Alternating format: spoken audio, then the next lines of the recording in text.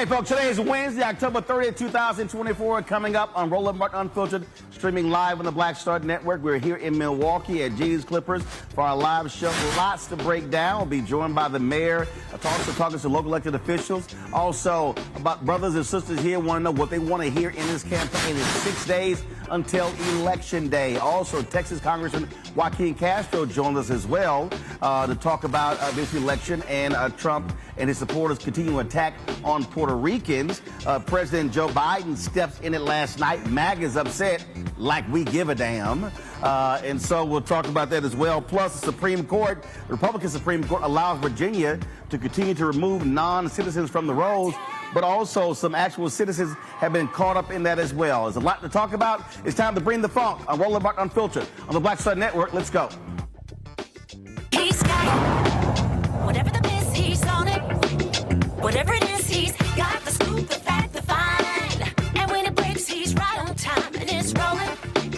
Best believe he's knowing. Putting it down from sports to news to politics. With entertainment just for kicks, he's rolling. It's on go, roll, roll, y'all. It's Roland Martin, yeah. Rolling with Roland now. He's funk, he's fresh, he's real, the best, you know he's Roland Martin now.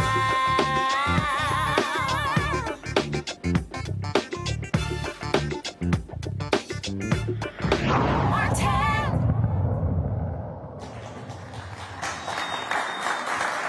Folks, we are live here in Milwaukee. 6 days until the election. And so we're glad to be here for the next couple of days. And then, of course, I head to Mobile on Friday. And then we're in Detroit Saturday, Sunday, Monday to close this election out.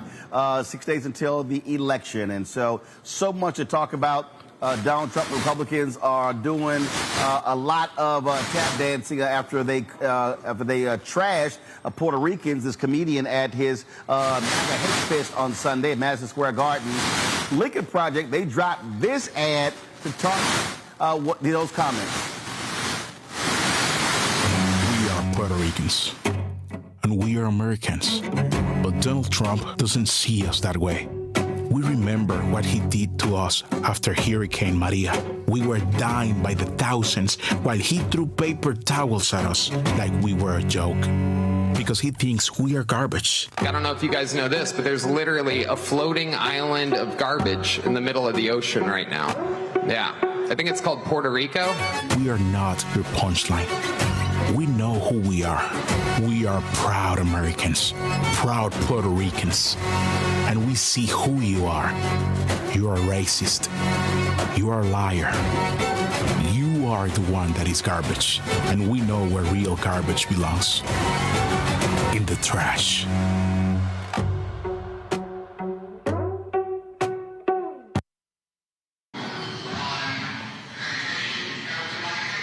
Also, Puerto Rican singer Nicky Jam, who endorsed Donald Trump over the issue of the economy. He actually has now pulled that endorsement. He rescinded that endorsement. Let's now go to Texas Congressman Joaquin Castro. Congressman, how you doing?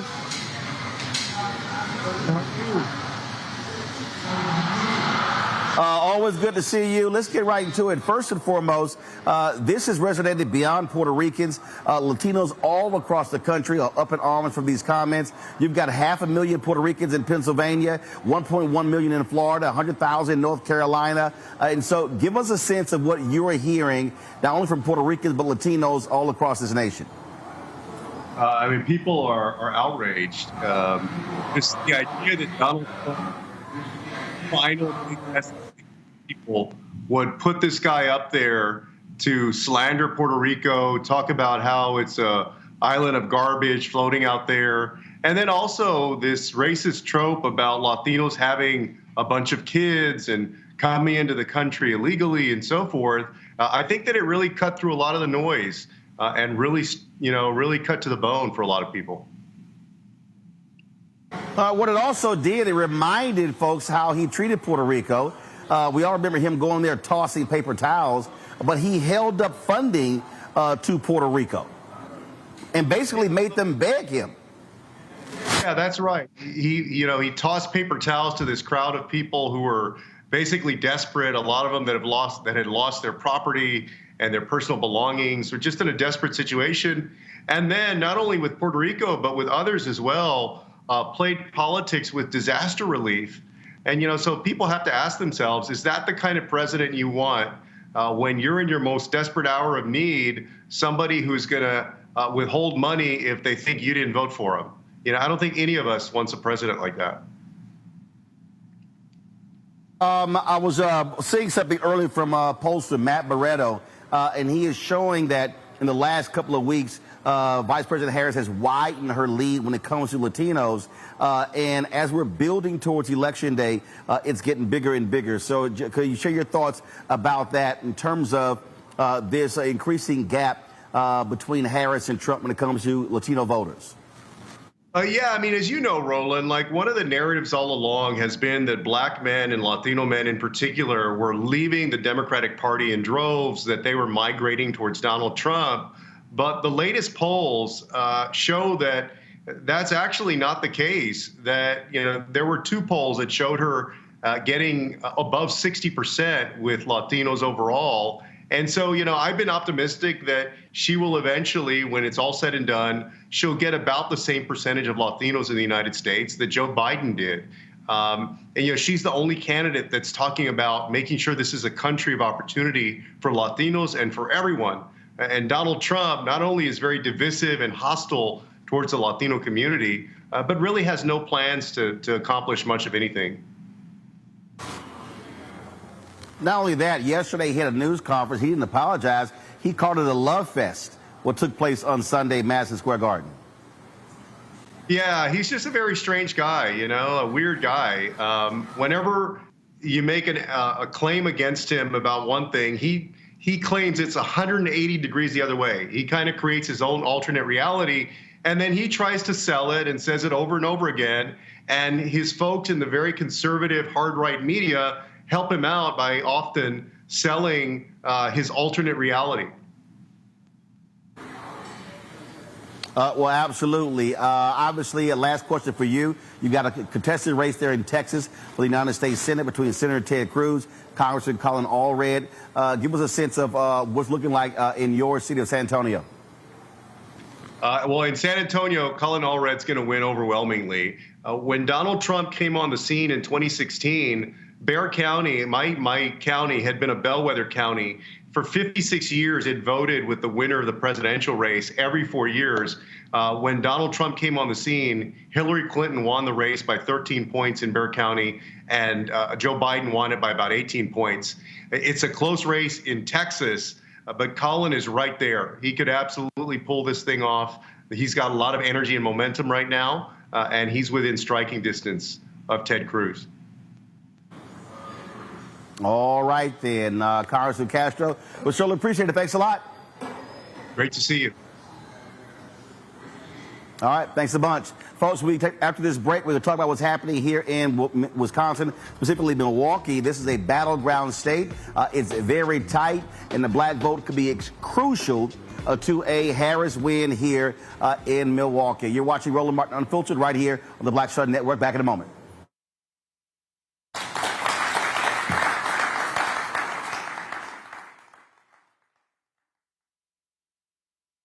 Nearly 250 years ago, America was born when we wrested freedom from a petty tyrant.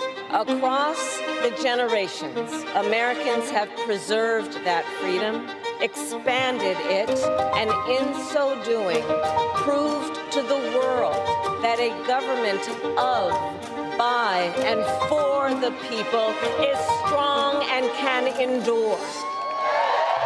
And those who came before us, they did not struggle, sacrifice, and lay down their lives only to see us cede our fundamental freedoms to the will of another petty tyrant. So America, in 7 days, we have the power to turn the page and start writing the next chapter in the most extraordinary story ever told.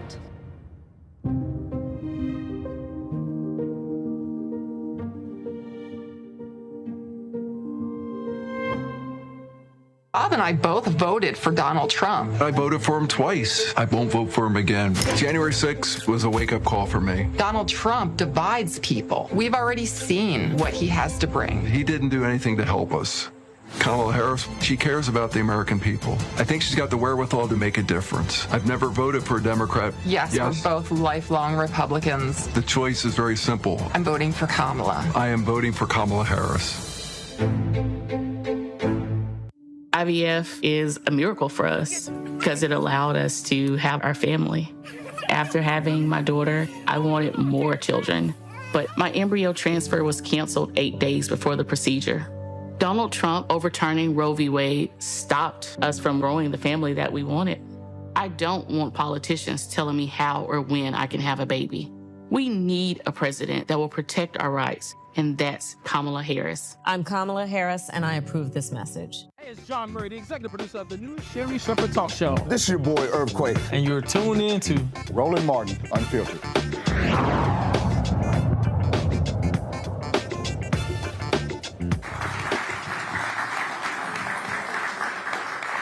All right, folks, welcome back to G's Clippers here in Milwaukee. Glad to be here 6 days out. And, of course, it's going down to the wire. Vice President Harris, she was in North Carolina today. Also, Donald Trump was in Rocky Mount. That's where we were a couple of weeks ago. And so they got trips planned to Philadelphia. Governor Tim Walz is also on the campaign trail, and so you're going to be seeing a number of Harris surrogates, President Barack Obama, Michelle Obama, Governor Wes Moore, Governor Josh Shapiro, again, hitting all of these critical states. There are 7 battleground states. We're talking about North Carolina, Georgia. We have Pennsylvania, Arizona, Nevada, Michigan, and here in Wisconsin. So let's talk about what's going on here and how do things look. Saquana Taylor, she's the Milwaukee County, Wisconsin Board of Supervisors, and also joining us, Dora Drake, State Representative here in Wisconsin. How y'all doing? Good. How are you? All right. So let's talk about what are you hearing? How are things looking? Just give us your thoughts on what's happening here in the state. Yeah. So what I'm hearing when I'm out. You're good. I'm good. So what I'm hearing when I'm out on doors is I see people are voting, but I also see a number of individuals who are undecided about voting or don't know if they should vote, right? Like if we vote, what's going to happen, what's going to change. Now, when you say undecided, are they undecided about who to vote for, or are they undecided vote or stay on the couch? They're undecided about voting or staying on the couch. Why? Right, and that's the same question that I asked them, and I think it's... Like, what the hell are they thinking? I guess you can say it in a way that I wouldn't, but... Yeah, you're damn right I'm going to say it. That's exactly how I would say it. What the hell are they thinking? I don't know what they're thinking, but we're here to help them get to the point where they are going to vote. And so what I talk to them about is if you want change to happen, sitting on the couch won't happen, right? And when you don't vote, you're saying you're okay with everything that's happening. So when you do vote, you give yourself a voice to say who do you want to represent you. And so I think a lot of times when we think about Milwaukee, especially as being one of the most segregated cities, a lot of times they're saying if our vote doesn't matter. And is my vote going to change anything? And I know it's a person sitting in the audience that won by one vote, so I always bring up their story to say they... Who won by one vote? Sean Lowe, first black man. He won what by one vote? He won city council by one vote, provisional vote. Gotcha. Wauwatosa. Changed the narrative of a vote, and especially the first black man to sit on that common council. And so when they hear stories that are pertinent to them living into Wisconsin, I'm able to change some of those individuals' minds, and some of them are going to vote. But definitely we are a battleground state, as you said before, and I think everybody has to get on the ground. It has to be not just electeds, but also those elders, those community leaders, your family members. If they stand in your house, you need to tell them they need to vote. Nobody can sit on the table or sit on the couch. When you talk about that one vote, Dora, I also think about 2022. So 50,000 fewer people in this city voted in the 2022 midterm elections. Mandela Barnes, who's lieutenant governor, lost by 26,000 votes. And I'm curious, have y'all heard from Ron Johnson since he won? Does he communicate with black folks? And that's a perfect example. If those 50,000 people in Milwaukee vote in 2022, you have a black United States senator, you don't have MAGA Ron Johnson, who tried to overturn the election. Right. And I would ask that too, some of the sentiments that I think we're hearing are people asking for what type of investment are we getting back from the community? And it's a fair question. because obviously in Wisconsin, there are great things that we have, whether it's our festivals. I know there's a lot of buildings, invested in downtown, but people are asking what's happening in our own neighborhoods, our communities, whether it's public safety around reckless driving to even the issues of healthcare. In Wisconsin, when Roe v. Wade was turned over, we had in our state constitution, abortion ban back to the 1800s. And so what we saw at the state legislature was, folks that were looking for healthcare access. And in order to do that, they had to cross state lines in order to do that. So then when you take into consideration, race, class, access to transportation, that hurt the people that we know and love the most. And because of the makeup in the legislature at that time, we were the most gerrymandered state in the whole nation. And so now that we have fair maps, now there's a chance in the assembly to actually have the majority. Well, actually, but before you go to fair maps, right. you gotta add. The only reason you have fair maps is because people voted exactly. in the Supreme Court race. Exactly. And so the maps change. You likely are going to see a different makeup of your congressional delegation as a result of that. And so that's a perfect example. When the Supreme Court goes from 4-3 Republican to 4-3 Democrat, all of a sudden ballot drop boxes were back in. Yes. You change not only your state maps, your congressional maps as well. And so that's also an indication. And now there's likely going to be a shift in power. Republicans may still control one or both chambers, but they won't have the supermajority they had before. That's the result of voting. Absolutely. Exactly. But I think what we're hearing on the doors is, how does that pertain to myself and my own life? I think one of the biggest things I've heard is the economy, right? My groceries are going up, or gas prices. And so we've had to do a lot of not re-education, but addressing the misinformation that's out there, whether it's about who Kamala Harris is, vice president, or what actually is happening. And I've had to let folks know that because of the Inflation Reduction Act, Wisconsin actually got a lot of funds towards economic measures. So we were looking at apprenticeships, unions, contracting. Those are opportunities there. But then when it comes to our issues here, is making sure we actually get a foot in the door. And as the chairwoman of the Legislative Black Caucus, we have been in constant conversations with some of these utility companies stating, hey, we know that you're trying to do business, but in order for us to move forward, we need to invest in wealth. We need to invest in capital and access to capital, because it's one thing to address the social issues that we all see and care about, but it's another to build our community, making sure we have access to capital too. Well, you said it's not a question of re-education, it's a question of misinformation. No, for me, it is a re-education. My man John Hope Bryan of Operation Hope, he said Black America needs a reboot. I said no, it need to be reprogrammed, because I think the problem that we face is a lot of people don't understand the connecting of the dots when you talk about public policy. Yes. And so you talked about the money that came back. Okay, if Biden and Harris not elected, you don't have that. You literally don't have the billions of dollars that actually flowed back into states as a result of the American Rescue Plan, as a result of the infrastructure plan, things along those lines. And then when you start talking about money that was then sent to the state, what folk don't understand is, well, then who's in charge? Right. Well, you have a Democratic governor. That's a difference between a Republican governor. A big difference between your governor now and Scott Walker. Absolutely. In terms of how money is being disseminated. And so, I've been saying for the longest, we need to have Schoolhouse Rock 2.0. Because a lot of folk literally don't have any idea how politics works. They couldn't tell the difference between what you do and you do. That's true. We get it in our office. And you local and you state. Yes.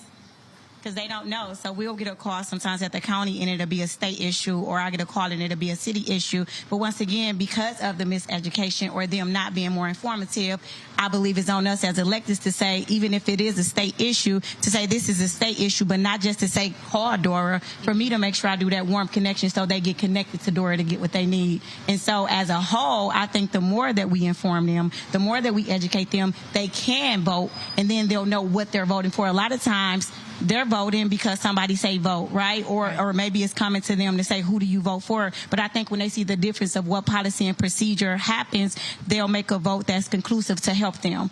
Also, I think what has to happen, and I see this all across the country. There are a lot of folk who run for office and then communities don't see them again until they run for office. Yes. And if there is a failure, is the failure to me is not having quarterly conversations, community conversations. There's some people, they have town halls. A lot of times they don't. And I think that has to also happen so folks are constantly being made aware of really what's going on and what bills are coming up, what things are being proposed, how they need to have how they need to be weighing in. Because I think we spend so much time on elections where we have massive energy when it comes to organizing and mobilizing. Yes. But the moment the election is over, poof, it disappears. Exactly. And to me, that's a problem. That infrastructure needs to stay in place so once it's over, we're then pressing folk to get done what they say they want to get done. Absolutely. And when I tell folks about, we've started early voting here in Wisconsin already, and the turnout has been amazing. When I went to go early vote, it took me about an hour and a half just to stay in line. So people are aware of it. Damn, hour and a half. What were you voting? Oh, hey, I'm just messing. Look, every vote's good, exactly, because we want people to come out. Voted. Exactly. But, when I'm telling folks about the election, I'm also letting them know that next year the state's going to start their budgeting process. And so we're already getting our departments sending in their budget requests. And so after the election, there still needs to be a follow-up from our constituents, people that we represent. Now, when are your state elections? November 5th. So the same day. So you're on the ballot. Yes. Here. You're on the ballot. Okay, yes. you're every 2 years? So the Senate is 4 years and the Assembly is 2 years. Gotcha. And same time? Yes, the county is in April, but I am on for state assembly, which is first seat. Yes. Yes. All right. So, but you said there are county elections. Yeah, it's a county And so election. once this election is over, your county elections are April. Yeah, April of 26. April of 26. Every 2 years. Got it. It used to be 4 and now every 2. Got it. Okay. And so how about school district? The school district every 4 years. And when is that? That's April 2 next year. Of next year. Of next year. Next year. Right. And so the reason I'm saying that, and I say this all the time, there are elections every year. They are. So I know people get tired of that, They but do. we can't afford to check out to say, oh, damn, here's another election. Yeah. But that impacts our communities. Right. Yeah, and the fact of them knowing when elections are, like this time it's presidential, right? So around the world, everybody knows it's a presidential election. But what I tell them is the local elections affect you directly. Exactly. Right?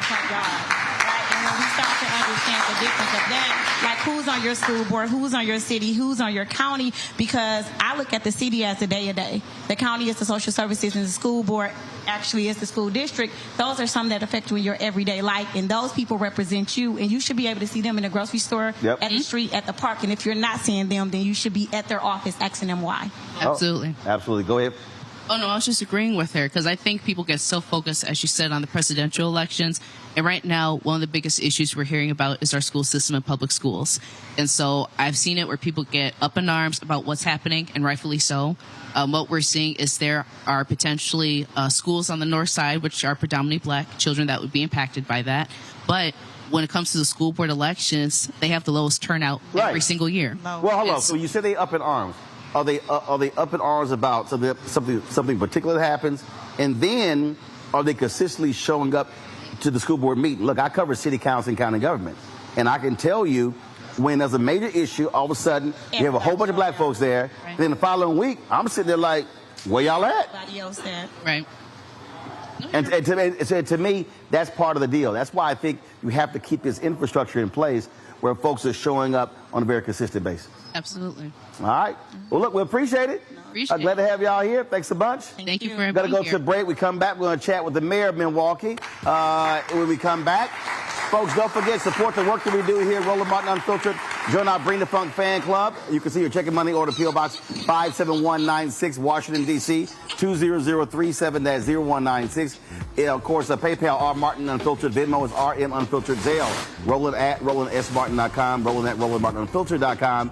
And don't forget to download the Black Star Network app, Apple phone, Android phone, Apple TV, Android TV, Roku, Amazon Fire TV, Xbox One, Samsung Smart TV. We'll be right back.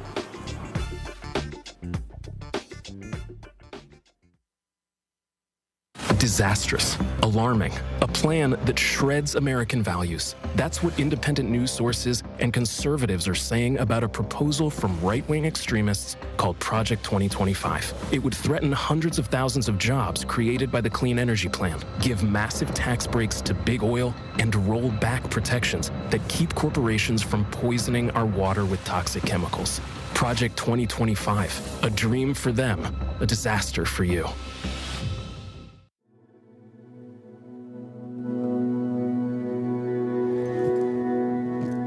Her blanket.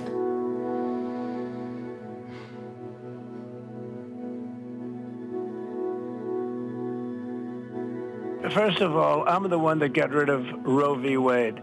Do you believe in punishment for abortion? There has to be some form of punishment. For the woman? Yeah, there has to be some form. Women will be happy, healthy, confident, and free. You will no longer be thinking about abortion. It's all they talk about, abortion. You will no longer be abandoned, lonely, or scared. You will no longer have anxiety. You will be protected, and I will be your protector.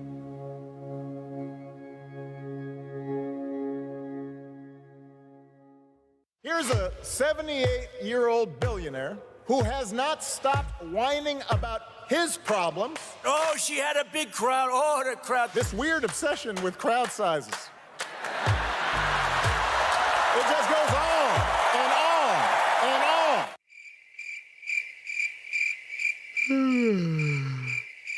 America's ready for a new chapter. We are ready for a President Kamala Harris. I'm Kamala Harris, and I approve this message.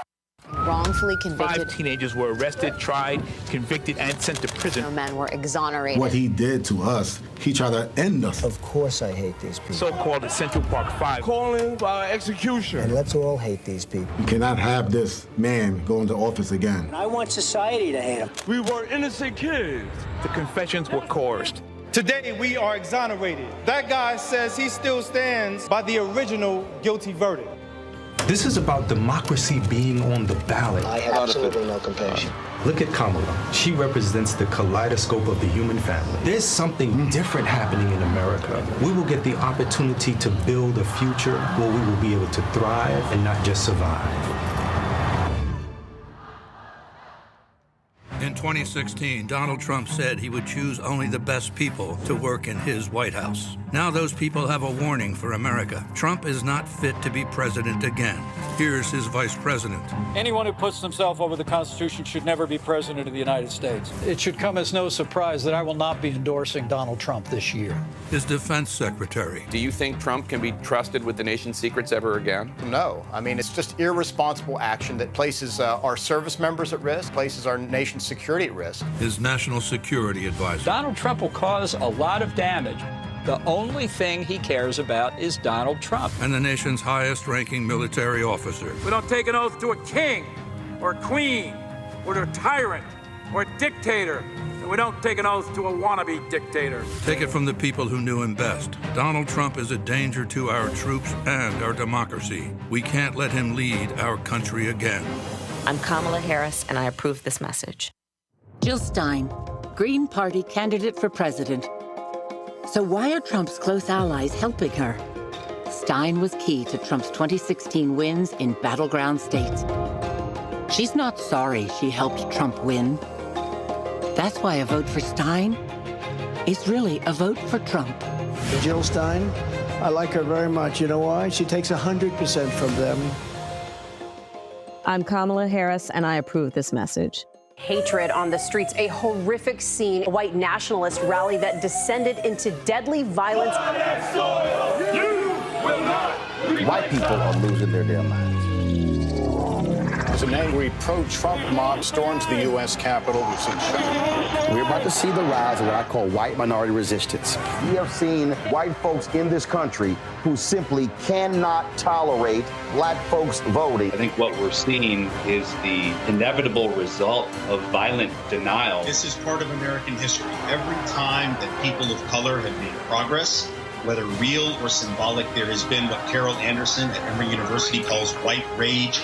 as a backlash. This is the rise of the Proud Boys and the Boogaloo Boys. America, there's going to be more of this. Here's all the Proud Boys, guys. This country is getting increasingly racist in its behaviors and its attitudes because of the fear of white people. The fear that they're taking our jobs, they're taking our resources, they're taking our women. This is white fear.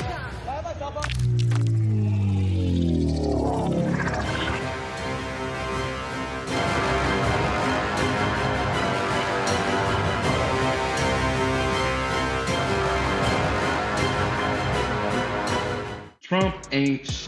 Did you know that Trump wanted the military to actually shoot Black Lives Matter protesters? I mean, Trump is not shit. He let people die during COVID and then told us to drink bleach. he tried to kill the stimulus bill and couldn't, so he delayed the money just so he could put his name on the check. Trump ain't shit. He used the death penalty to execute black men like Brandon Bernard. He f***ed Obama's economy, lost thousands of black jobs. He started inflation and gave his billionaire buddies a tax cut. America, Trump ain't shit. Don't vote for that man. He's nothing but shit. Vote Kamala Harris for president. I get it.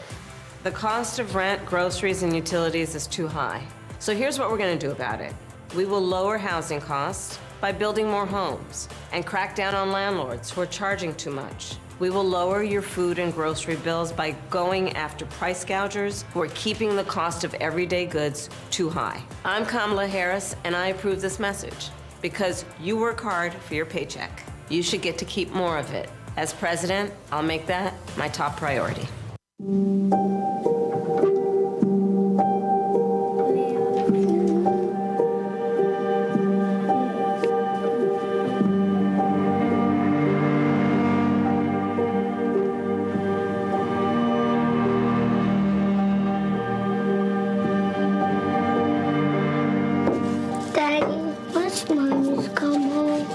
How am I supposed to tell him?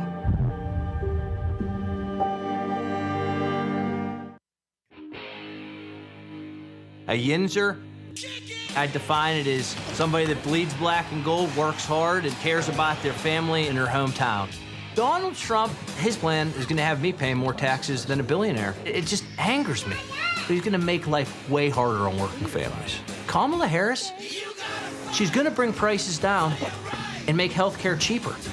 This is our kind of town. She's our kind of president. I'm Kamala Harris, and I approve this message. It's really rich for Democratic leaders to say that Donald Trump is a unique threat to democracy when he peacefully gave over power. He is still saying he didn't lose the election. I would just ask that. Did he lose the 2020 election? Tim, I'm focused on the future. That is a damning non-answer.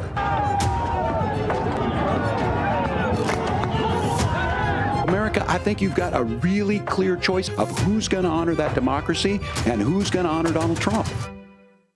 Carl Payne pretending to be Roland Martin. Holla! You ain't got to wear black and gold every damn place, okay? Ooh, I'm an alpha, yay. All right, you're 58 years old. It's over. And you are now watching Roland Martin Unfiltered. Uncut, unplugged, and undamn believable.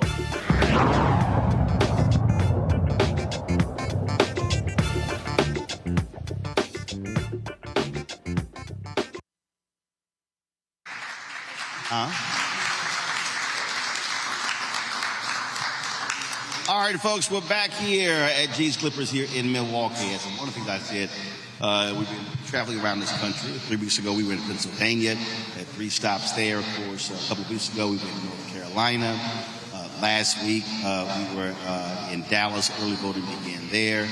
Then, of course, Brooklyn. We spent time at Waters University in Jacksonville. So we've been spending lots of time on the road, getting a sense of what's happening, and not just talking to, of course, folks on the presidential level, but really local leaders such as mayors, state representatives, and others as well.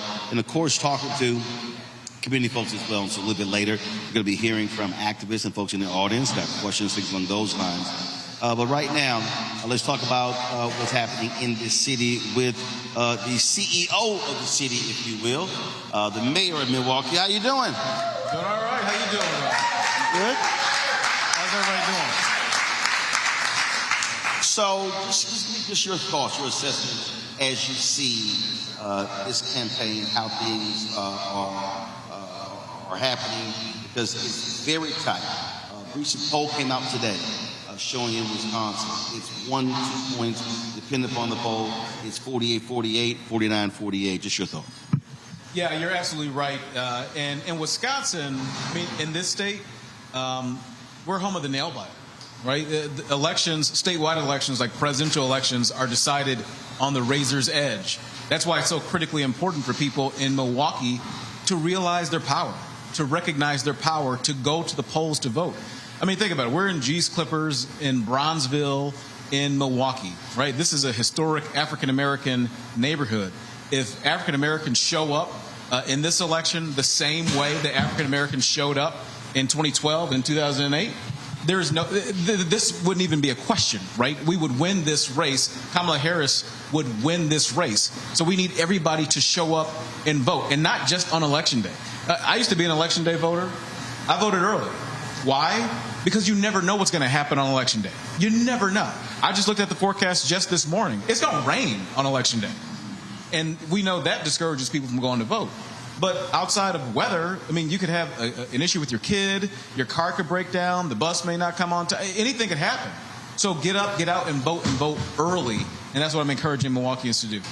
When you talked about turnout, in terms of percentage of eligible black voters, what's that turnout number here in this city? So we've been seeing some slippage in Milwaukee, unfortunately, since the Obama years. I think at the height there, it was like 79% turnout in the African-American community here. Unfortunately, those numbers have slipped over time. They slipped in 2016. They slipped a little bit in 2020 as well here. Slipped to what? Below 70? Oh, yeah, they were below 70.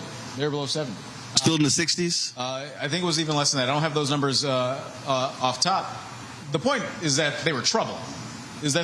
And we need to get those numbers back up, especially in a state like Wisconsin, because our votes can flip this statewide election if people realize the power that they have. Well, that's one of the points that I've been making across the country, and the reason I wanted to know what those numbers were is because what I keep saying nationwide, if black people vote at 70% of our capacity, we sweep elections. Literally. I mean, Biden-Harris won this state by 20,000 votes. You go to 2016, Trump wins this state over Hillary Clinton by 10,000 votes. So if you talk about that black percentage, if the black turnout is anywhere from 50 to 55, and then you take it up to 70, 75, that's the margin of victory. And so forget what everybody else does. Black people can decide that, and not just presidential election. We're not talking about statewide elections as well. And so we could go from Wisconsin to Philadelphia. We can go to Pennsylvania. We can go to Michigan. In Detroit, Obama hit 50% of Detroit turnout. If Detroit turns out at 70%, it's not even a discussion in terms of who wins, which means we are dictating who wins, and now we can have a greater demand when it comes to public policy. Yeah, you're 100% correct. And think about this, right? When you look at what these candidates are offering right now, these candidates for president, Vice President Kamala Harris and Mr. Trump, right? One candidate, talking about, having power and being able to dictate what the policies are, one candidate in this race is focusing on the issues that matter to you, right? There's only one candidate in this race who's trying to bring down the cost of inflation. There's one candidate in this race who's talking about making sure that folks get access to assistance when they're going to buy their first home. There's one candidate in this race who's talking about making sure that when you start a family that you get a tax credit for that to take care of some of those early expenses. Look, I got a 14-year-old son and 6-year-old now twin daughters. I know how expensive it is to have kids. We never even put our daughters in daycare because it was too expensive. Kamala Harris is focused on those issues. And being that, again, that we're on the north side of Milwaukee in G's Clippers in Bronzeville, right, in a historically African-American neighborhood, look, there's only one candidate in this race who has policies geared towards African-Americans, and namely African-American men, and came out recently with policies geared towards Latinos, not just in Milwaukee, but in Wisconsin and across the United States. That's Kamala Harris. All of that is Kamala Harris. On the other side, you got Mr. Trump, and what is he talking about? He's talking about people eating pets. He's talking about sharks and batteries. No. He's talking about Haitian immigrants eating pets. He's talking about immigrants eating pets, yes. That's what he's doing. He's talking about sharks and batteries. He's talking about Hannibal Lecter, the late, great Hannibal Lecter. He's talking about Arnold Palmer's manhood. He's talking about all this nonsense, but he's not talking about stuff that is going to benefit you in your life. But he is talking about bringing back stop and frisk. Yes. In fact, he also just said today that he will defund any law enforcement agency that does not help to deport migrants. And he also made clear that if a local law enforcement agency does not, if a city does not implement stop and frisk, he will cut funding to that particular city. And he wants to give the cops 100% police immunity from any of their actions. Oh, y'all didn't know that? Like he literally makes that perfectly clear. Yeah, no, he absolutely does. I mean, but this isn't new for Donald Trump, right? When you look back at his first term when he was president of the United States, look at some of the positions that he took. I remember, having the experience as a young person growing up, in this city.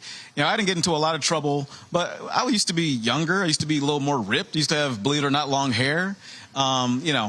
And one time we got to see some photos. I know. And you can pull them VHS tapes out. Alexis and I went to high school. She knows. But I remember being outside of my aunt's house late at night, going to pick up my cousin, and police coming up to the door. I didn't even get the chance to roll the window down and say, "Is there a problem, officer?" I got yanked out the car and made to sit on the curb like I was a criminal. Right? And I think about Donald Trump and some of those things that you just talked about. And when he was president the first time around, I remember he went to speak before this gathering of law enforcement officers and told those officers, when you're putting somebody in the back of the car, don't put your head over your hand over their head. Why don't you just rough people up a little bit? That's the guy who wants to be president. That's the guy who's asking for black men, especially, to support him. Like, he's not for you. He's not for us. He's not for black men. He's not for anybody. The only thing that he is for, the only person that he's for, is the person that he looks at in the mirror every single day, and that's Donald Trump. That's it. Well, that's why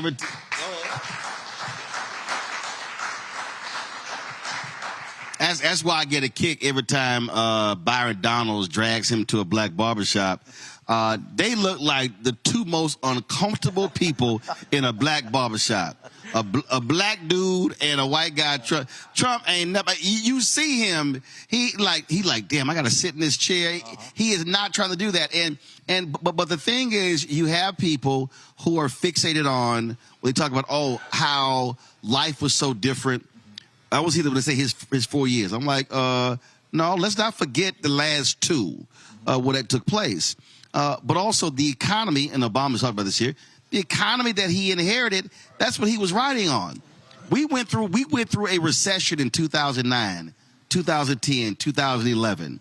And it was Obama-Biden that, again, pulls us out of that. And then all of a sudden the economy takes off in 12, 13, 14, 15, 16, carries over 17, 18, 19. Well, you look at right now. Finally, after COVID, and then what he did, it's taken 3 years. Gas is now at a 3-year low. You see the inflation down to 2.2%, the lowest unemployment in 50 years. And then turn it back over to the food that tanked it. Oh, hell no. Hell no. Yeah, I mean, you're absolutely right. You're absolutely right. I mean, and President Obama says this when he's out on the stump right now. Trump celebrates the economy. And it's good to celebrate the economy when he was president, because that's the economy that he inherited from Barack Obama. I mean, Barack Obama had 75 months of consecutive job growth in the United States. That happened under President Obama. If you really want to take a measure of the economy under Donald Trump, look at the economy that he handed off to his successor, the economy that actually lost jobs. Donald Trump is only the second president, I think, that actually lost more jobs than they brought in over the course of their time, the other being Herbert Hoover when the United States went into the Great Depression. But he said, no, it was perfect. It was fabulous. It was gorgeous. It was beautiful. Because, he only knows about 4 or 5 words. He only knows that. his folks believe they're going to get 25% of black male vote. I'm like, all y'all high. But you do have folk out there who are saying lots of crazy stuff. What do you say to a brother and a sister here in Milwaukee who is contemplating voting for the orange man or sitting on the couch? What do you tell them? Well, so in Milwaukee, I mean, this is the city of festivals, right? So in the summertime, especially, like, there's no shortage of opportunities for people like me and people like, the state representative, the soon-to-be state representative, and the state senator to go out and talk to people in this community. And before I was mayor, I was on the city council. And when you're an alderman, you go and you knock on doors. I didn't stop knocking on doors from the time I got elected until COVID started, right? And so I brought those same sort of things to the mayor's office. And I don't advertise it so much, but I still go to people's doors. I still knock and talk to them because I want to see them at their doorstep. I want to hear the issues that are going on and talk to them about, elections. And so I've had the opportunity to speak to people in Milwaukee at the festival grounds, the custodians who are keeping the grounds clean, the individuals out in their neighborhoods at their doors. And I talk to them about what's going on, what they see in this election. And I have run into some who are on the fence, who didn't know. And then when you tell them what's at stake in this election. They didn't know about his record, or they didn't know about the election? They knew about the election. They knew what's coming up, but they're concerned about politics. They're not really engaged. They didn't know if Donald Trump was actually telling the truth because he's numbed people with all these lies over the years. Nobody knows. They didn't know if he was telling the truth.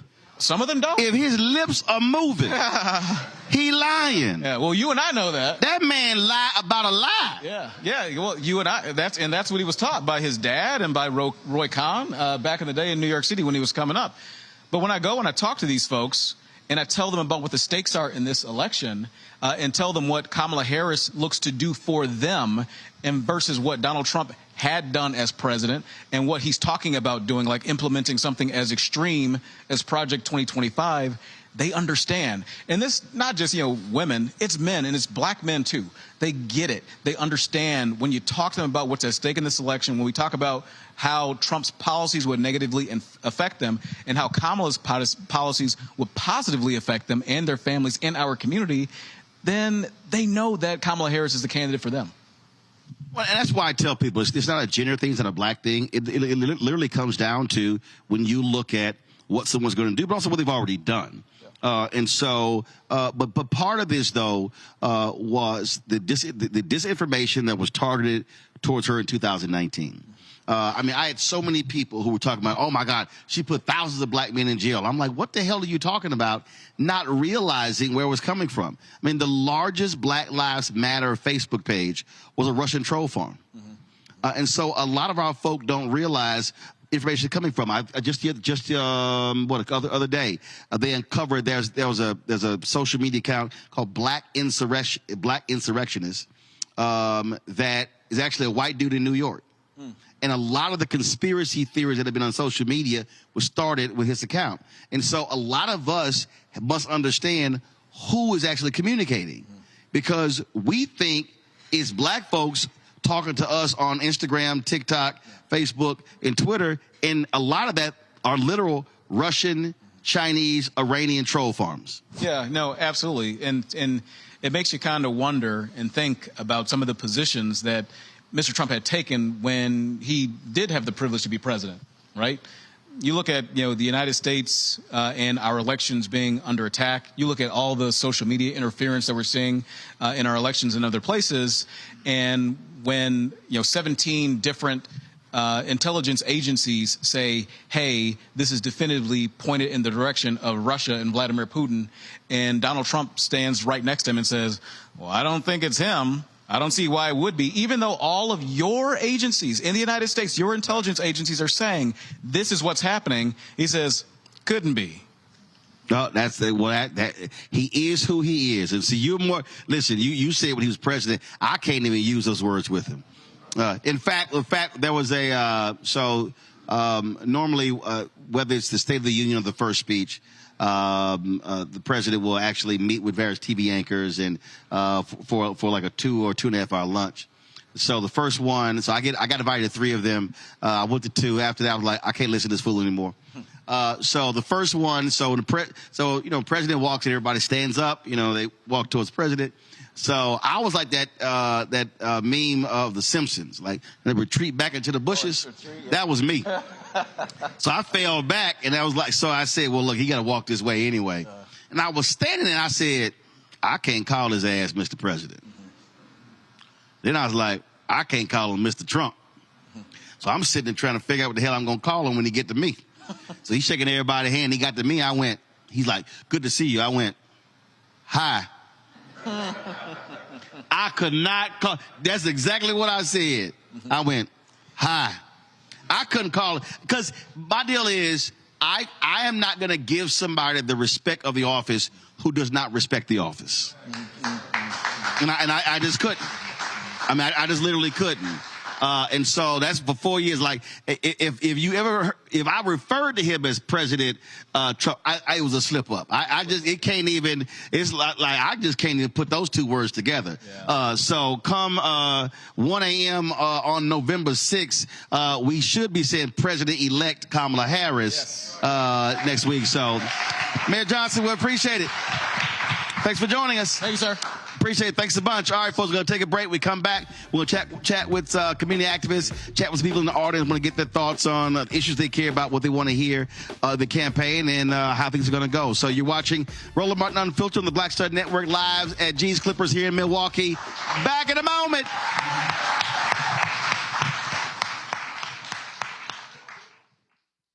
It's really rich for Democratic leaders to say that Donald Trump is a unique threat to democracy when he peacefully gave over power. He is still saying he didn't lose the election. I would just ask that. Did he lose the 2020 election? Tim, I'm focused on the future. That is a damning non-answer.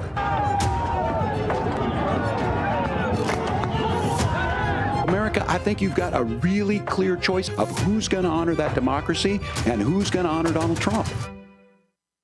Disastrous. That's what independent news sources and conservatives are saying about Project 2025. It would threaten hundreds of thousands of jobs, give massive tax breaks to big oil, and roll back protections. A dream for them, a disaster for you. Winners never back down from a challenge. Champions know it's anytime, any place.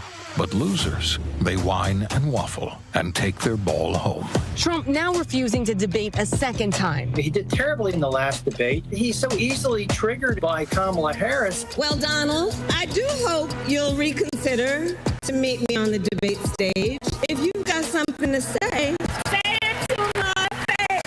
I'm Kamala Harris, and I approve this message. The overturning of Roe almost killed me. I had a blood clot in my uterus that caused my labor to have to be induced because of the overturn of Roe v. Wade. I wasn't able to get life-saving treatment sooner. I almost died. And that's because of the decision that Donald Trump made. I was able to get Roe v. Wade terminated, and I'm proud to have done it. The doctors and nurses were afraid that if they treated me in the incorrect way, that they would be prosecuted for that. And that's appalling. Donald Trump says that women should be punished. Do you believe in punishment for abortion? There has to be some form of punishment. For the woman? Yeah. I believe that women should have reproductive freedom to make the choices about their own bodies. 4 more years of Donald Trump means that women's rights will continue to be taken away one by one by one by one. This has to stop because women are dying. I'm Kamala Harris, and I approve this message. Kamala Harris has never backed down from a challenge. She put cartel members and drug traffickers behind bars, and she will secure our border. Here's her plan. Hire thousands more border agents, enforce the law and step up technology, and stop fentanyl smuggling and human trafficking. We need a leader with a real plan to fix the border, and that's Kamala Harris. I'm Kamala Harris, and I approve this message. Trump devastated black businesses. Efforts to save small business from the impacts of the pandemic have largely missed black-owned companies. When I applied for the PPP, we didn't get any help. The big companies, they didn't have to wait. They got their money. People like me were still waiting. My plan is give startup small businesses a $50,000 tax deduction. Right now it's $5,000. Nobody can start a small business with $5,000. So that's my plan. Paid for by Black Voters Matter Action PAC, not authorized by any candidate or candidates committee. He told us who he was. Should abortion be punished? There has to be some form of punishment. Then he showed us. For 54 years, they were trying to get Roe v. Wade terminated, and I did it. And I'm proud to have done it. Now Donald Trump wants to go further with plans to restrict birth control, ban abortion nationwide, even monitor women's pregnancies. We know who Donald Trump is. He'll take control. We'll pay the price. I'm Kamala Harris, and I approve this message. I've had Steelers season tickets since I'm 7 years old, man. Me and my dad, that's our thing. Here we go, Steelers! Here we go! Kick it! I was a 7-year-old with a little mullet, just like a Pittsburgher should have, with a Cordell Stewart jersey on, sitting at Three Rivers Stadium watching in 1995. A Yinzer, I'd define it as somebody that bleeds black and gold, works hard, cares about their family and their hometown. Donald Trump does not care about the working man whatsoever. This guy's not looking out for my family. Talking about giving tax breaks to billionaires, and he's gonna sell out working families to pay for it. Cut our health care. Cut our Social Security. He's a little rich kid, too. He ain't me. Little silver spoon boy Donald Trump. How is he relatable to me whatsoever? The guy literally lives in a country club. Do I look like a country club kind of guy? I'm Kamala Harris, and I approve this message. Bob and I both voted for Donald Trump. I voted for him twice. I won't vote for him again. January 6th was a wake-up call for me. Donald Trump divides people. We've already seen what he has to bring. He didn't do anything to help us. Kamala Harris, she cares about the American people. I think she's got the wherewithal to make a difference. I've never voted for a Democrat. Yes, we're both lifelong Republicans. The choice is very simple. I'm voting for Kamala. I am voting for Kamala Harris. IVF is a miracle for us because it allowed us to have our family. After having my daughter, I wanted more children, but my embryo transfer was canceled 8 days before the procedure. Donald Trump overturning Roe v. Wade stopped us from growing the family that we wanted. I don't want politicians telling me how or when I can have a baby. We need a president that will protect our rights, and that's Kamala Harris. I'm Kamala Harris, and I approve this message. Here's a 78-year-old billionaire who has not stopped whining about his problems. Oh, she had a big crowd. Oh, the crowd. This weird obsession with crowd sizes. It just goes on and on and on.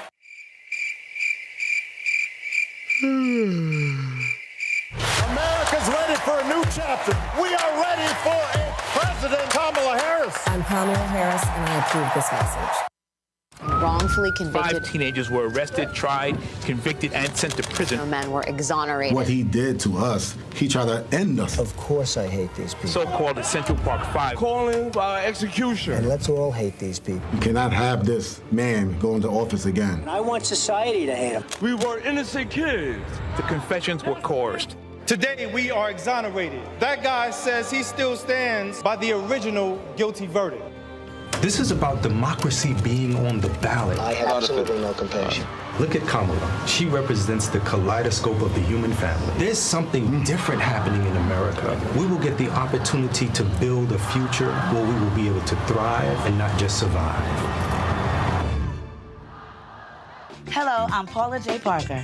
Truly proud on the Proud Family, Louder and Prouder on Disney+. And you're watching Roland Martin, Unfiltered.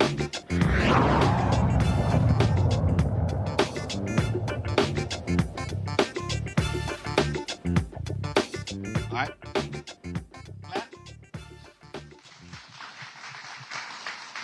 All right, folks, we're back at G's Clippers here in Milwaukee. Last night, 75,000 people were on hand at the Lips in Washington, D.C. as Vice President Kamala Harris made her closing arguments. We were, of course, on hand for that. Here's some of what she had to say. And it will probably be the most important vote you ever cast. And this election is more than just a choice between two parties and two different candidates. It is a choice about whether we have a country rooted in freedom for every American or ruled by chaos and division.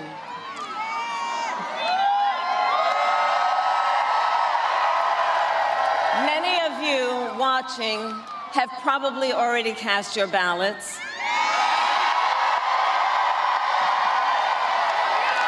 But I know many others are still considering who to vote for, or whether you'll vote at all. So tonight, I will speak to everyone about the choice and the stakes in this election. Look, we know who Donald Trump is.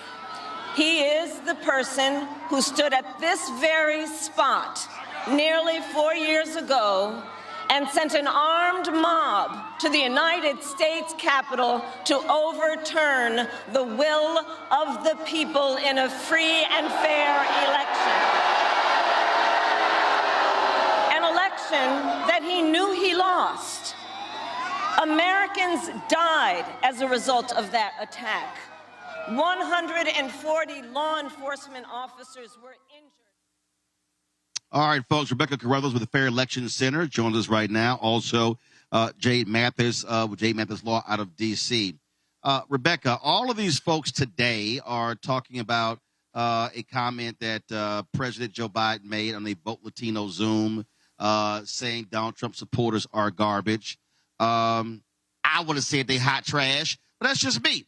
And so he came back and said that he was talking specifically about the comedian who made the comment about Puerto Rico. All these right-wingers have been running around all today talking about it because they don't want to talk about what she discussed last night. But the reality is it can't be overlooked. He had some 50,000 people on January 6th, 75,000 last night. They were backed up all the way up to the Washington Monument.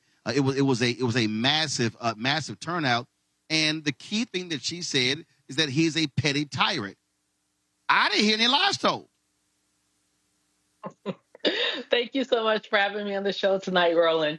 So, one of the things that we heard from the White House today is that they were pushing back that they believe that Joe Biden made a gaffe. We know that Uncle Joe tends to make gaffes from time to time, but also serious people understand that he was pointing out that the comments that were made at the Trump hate rally that was at Madison Square Garden wasn't apropos. In fact, it was very demeaning to all sorts of groups. If you are not white, if you are not straight, if you are not male, you are likely offended based upon the things that came out of that rally.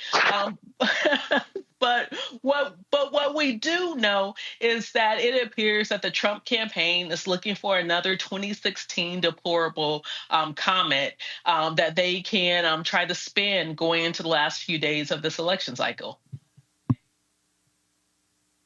Of course, and that's what their whole goal is, at Jay. But here's the thing that I really think is important.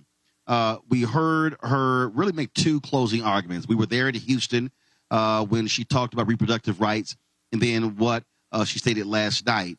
And there are progressives out there who feel as if she's been too accommodating to Republicans who don't support him. There were a couple who were on stage last night. But the reality is, in states like this, in Pennsylvania, in Michigan as well, if she's able to pull 5 to 10% of Republican voters, never Trumpers, or people who are turned off by him in independents, that's also a margin of victory. At the end of the day, the goal is to win. And if you can win with your voters and some of their voters, that's the whole goal. Absolutely. And Kamala Harris, her message yesterday was one, I would say, of bipartisan and mutual respect, right? Something that is a foreign concept to Donald Trump as a bully and a self-absorbed bully as well. I would also say one thing that she pointed out that I thought was brilliant is that she's concerned that everyone who disagrees with Trump is going to be an enemy, right? So, and I absolutely agree with that because trivial Trump, that is his whole goal, is to pay back, get back, even if someone ever did anything, right? Or they didn't intend to do anything. So that is going to be very, very, very concerning. Very concerning. But we also know that he is petty. I mean, listen, in Orange County, California, Rebecca, that was a natural disaster. His folks had to convince him that the people to assist were actual voters, and that's how he sent the money. That's how trifling he is. We're seeing a lot of sociopath and narcissistic things happening from, unfortunately, the former President Trump. What we do know is in many states, like tonight, I'm in Atlanta. So in Georgia, there is early voting going on. So I think at this point, it's very clear for those who are going to vote. There's two choices on the ballot, pragmatically, for the top of the ticket. There are lots of down ballot races. There are lots of other things to vote for as well, different initiatives depending on which state that you're in. So I think right now, we have to figure out for those who are on the fence, trying to figure out whether or not they're actually going to cast a ballot. I think those are the people that we have to start talking to now and letting them know, hey, this is a team effort. This is a group assignment. Like when we were all in school, we hated when we have group assignments, but unfortunately or fortunately, that is what democracy is. I understand that there are people who have mixed thoughts, especially because they don't feel like their issues, whether on domestic or foreign policy issues, are being heard. However, we are together in a collective, and we have to figure out what is in the best interest of everyone in this country. So for those of you all who are unsure with whether or not you're going to vote, you know what? We need you to think about not just beyond the particular issues that you care about, but think in terms of community, understanding that all of us are going to be impacted based upon your decision to vote or not to vote. Well, the other thing, Jade, is that all your issues will not be addressed. And look, I totally understand. I completely understand folks who say what's happening in Gaza is the number one issue. But let's be real clear.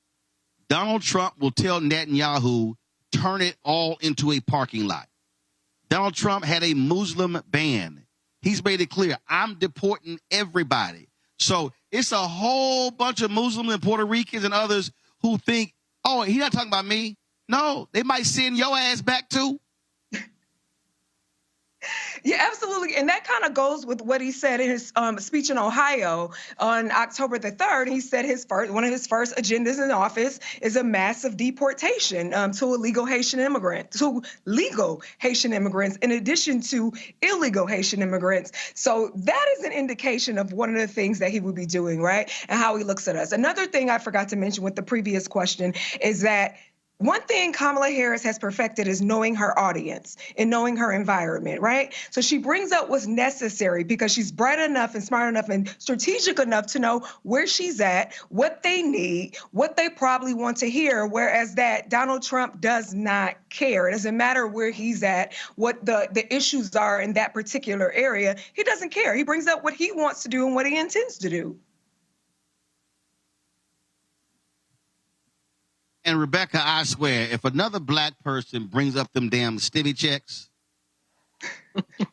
I'm going to cuss somebody out. Because, I mean, first of all, I'm sitting there going, you still tripping on a check 4 years ago that you will not be getting again? They are not going. First of all, Speaker Mike Johnson's already said they want to get rid of the Affordable Care Act. It's going to happen. All right. We already know they were cutting programs when it comes to of the food stamp program. They're looking to cut things left and right. They don't want to do Medicaid expansion. They want to get rid of $35 insulin. So black people, it's a whole bunch of y'all grandmothers and grandfathers who are paying $35 a month for insulin. They want to go back to $400 to $500.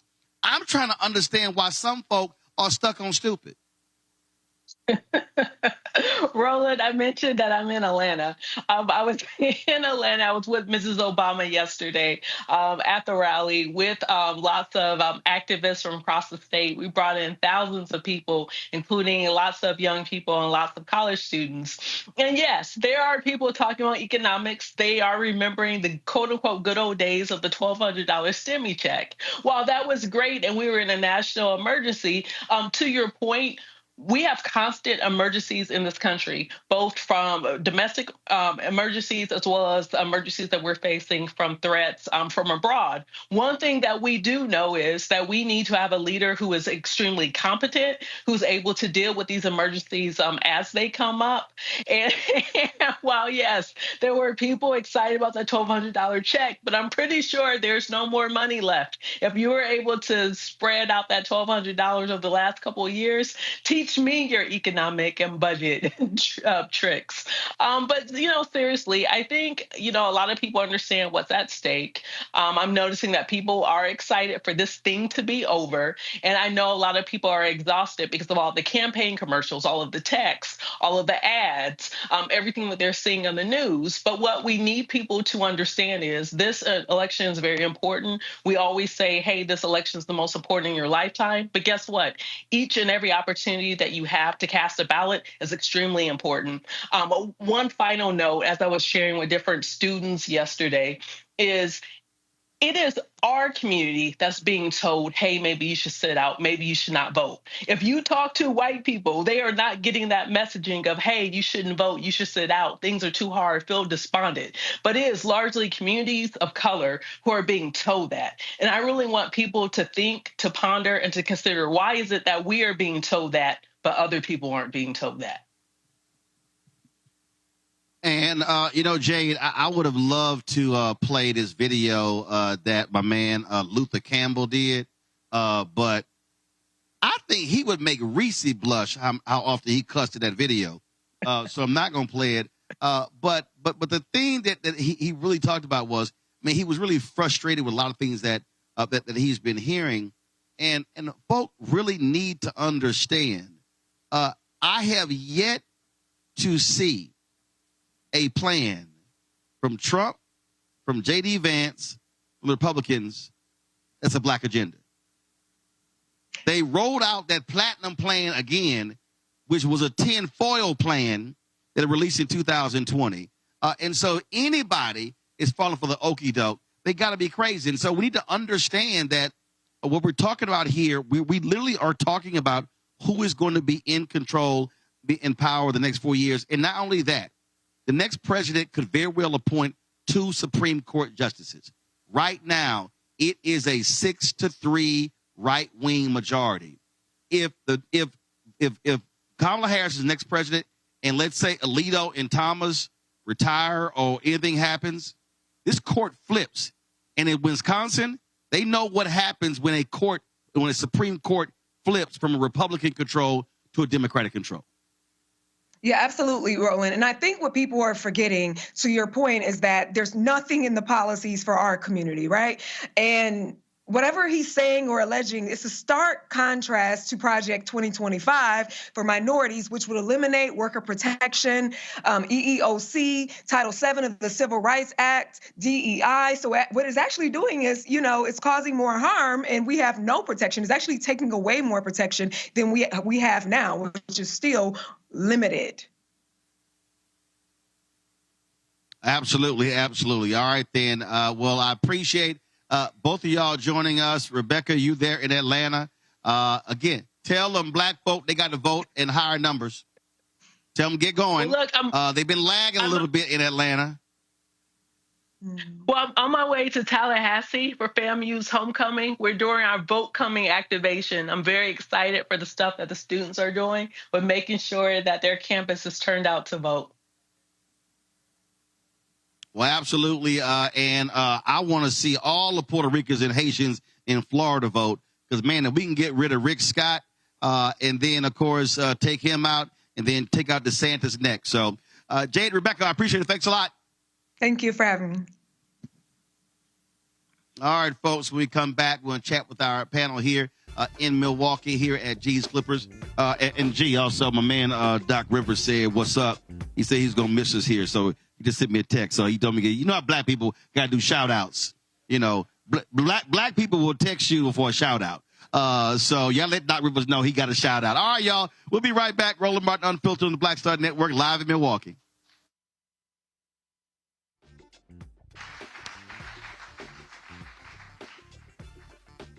Remember Remember 4 years ago, black unemployment was over 10%, and Trump told us to inject bleach. But when Biden and Harris got into office, they invested in America. They took on inflation and corporate price gouging. Now, last year, black unemployment dropped below 5%, and Kamala's not stopping there. As president, she'll continue to take on corporate greed and put cash back in your pockets. Yeah, I'm going to go after them. Kamala has a plan to make our lives better. Vote Kamala Harris for president.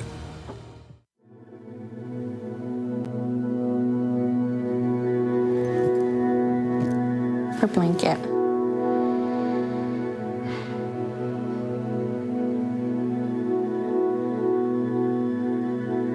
First of all, I'm the one that got rid of Roe v. Wade.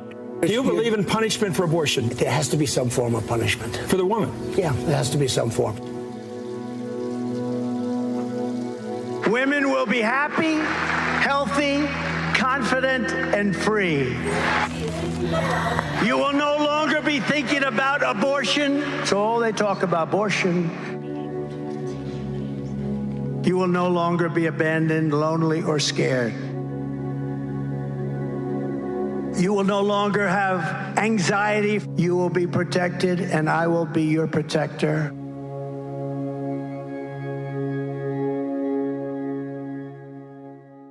Hey, yo, what's up? This is Mr. Dalvin right here. What's up? This is KC. Sitting here representing the Jodeci. That's Jodeci. Right here on Roland Martin Unfiltered.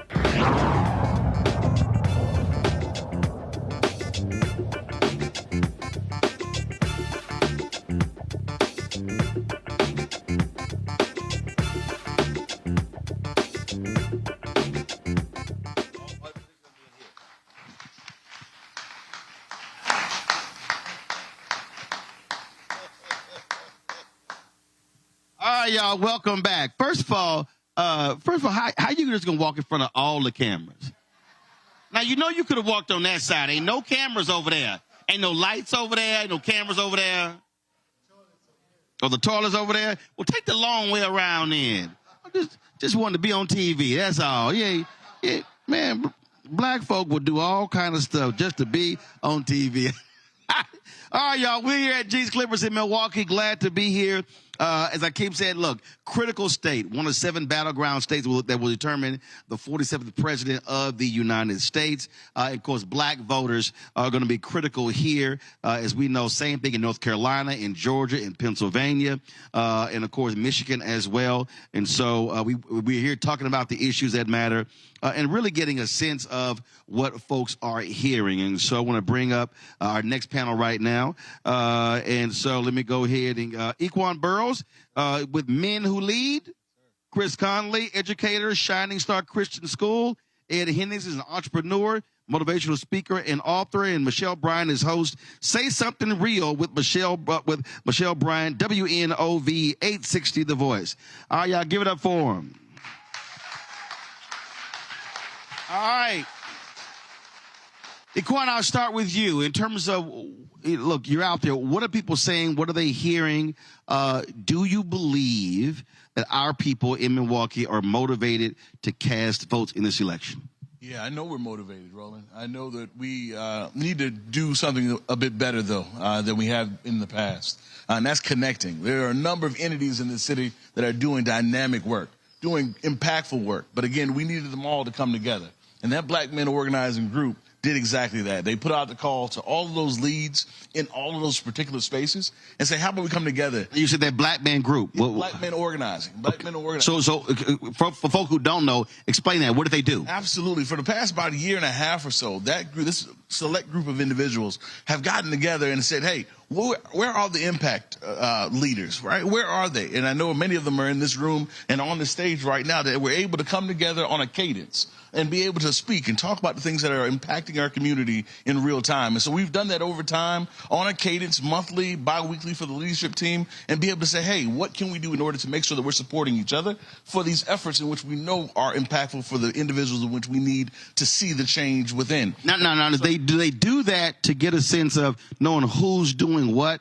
because a lot of times it's people operating in silos. Exactly that, right? And that was the purpose. And from that, we're able to support each other in every endeavor. We're able to share those endeavors, those events, all the above, and so we can all continue to work together in order to make the change that we know we need to see. Chris, the reason I like that, the reason because I travel this country. When people stop me, they always ask me, they say, you know, what can we do? What more can be done? And what I keep saying is we have capacity. Yeah. The problem is we have disjointed capacity. Yeah. We got a whole bunch of folk doing stuff other folk don't know. Then if you get together and say, okay, what are you doing? Cool. Y'all already doing that. So I don't need to go into that area. We can go over here. But unless you have those conversations, then you can't do it. Yeah. So, I mean, the demographics are pretty much split. Hold the microphone up a little close. There you go. And what I've noticed and what I've seen, which is terrible, is our disdain for women and the fact that we have a woman that's actually running. And we have a population in this country right now that they're speaking and they're acting as if it's not possible for a black woman to actually take this country and put it where it belongs.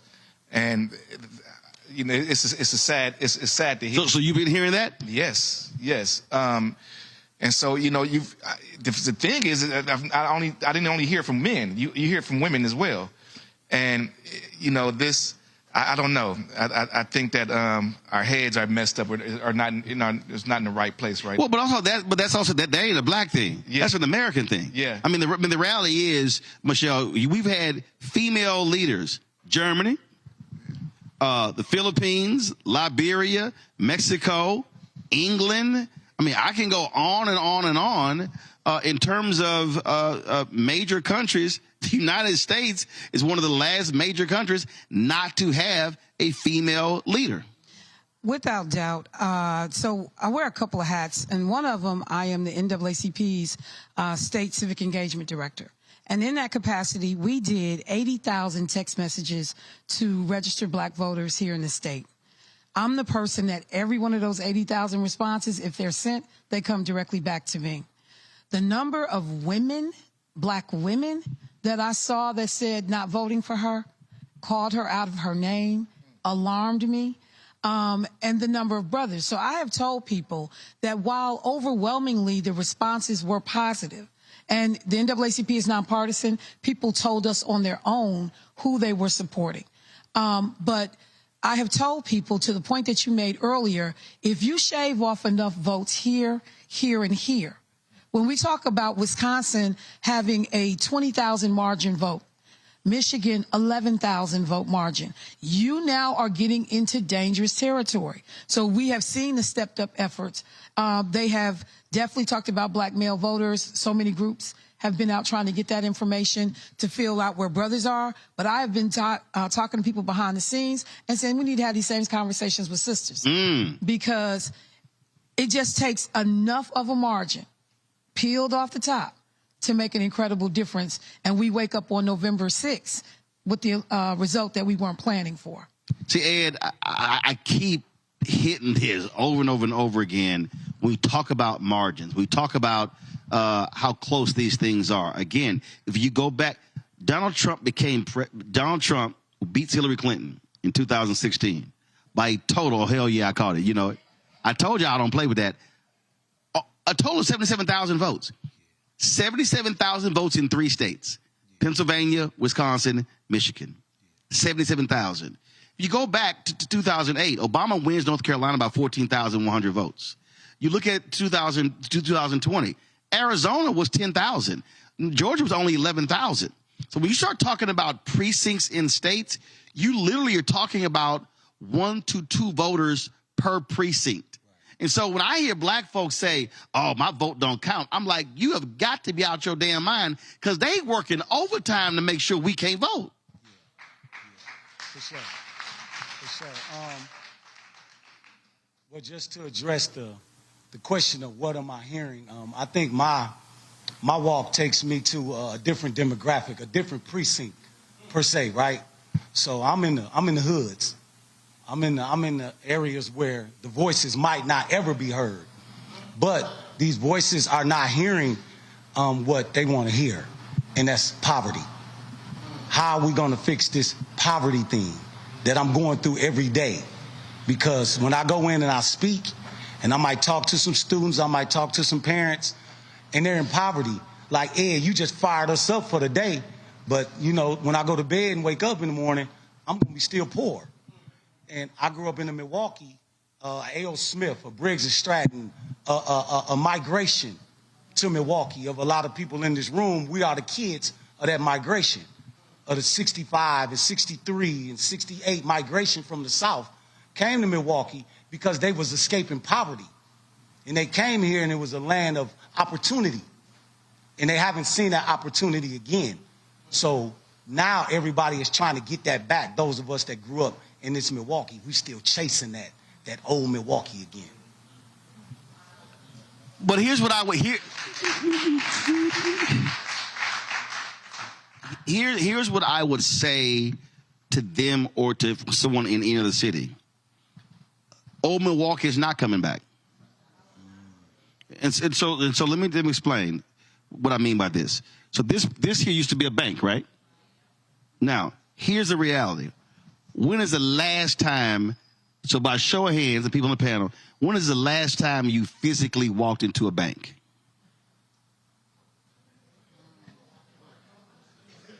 No, seriously. Raise your hands. I think 3 hands came up. The fact that 5 hands came up. Now, let me explain what I mean by that. That means that when you used to go to a bank, you went through the drive-through, there were 3 to 4 tellers.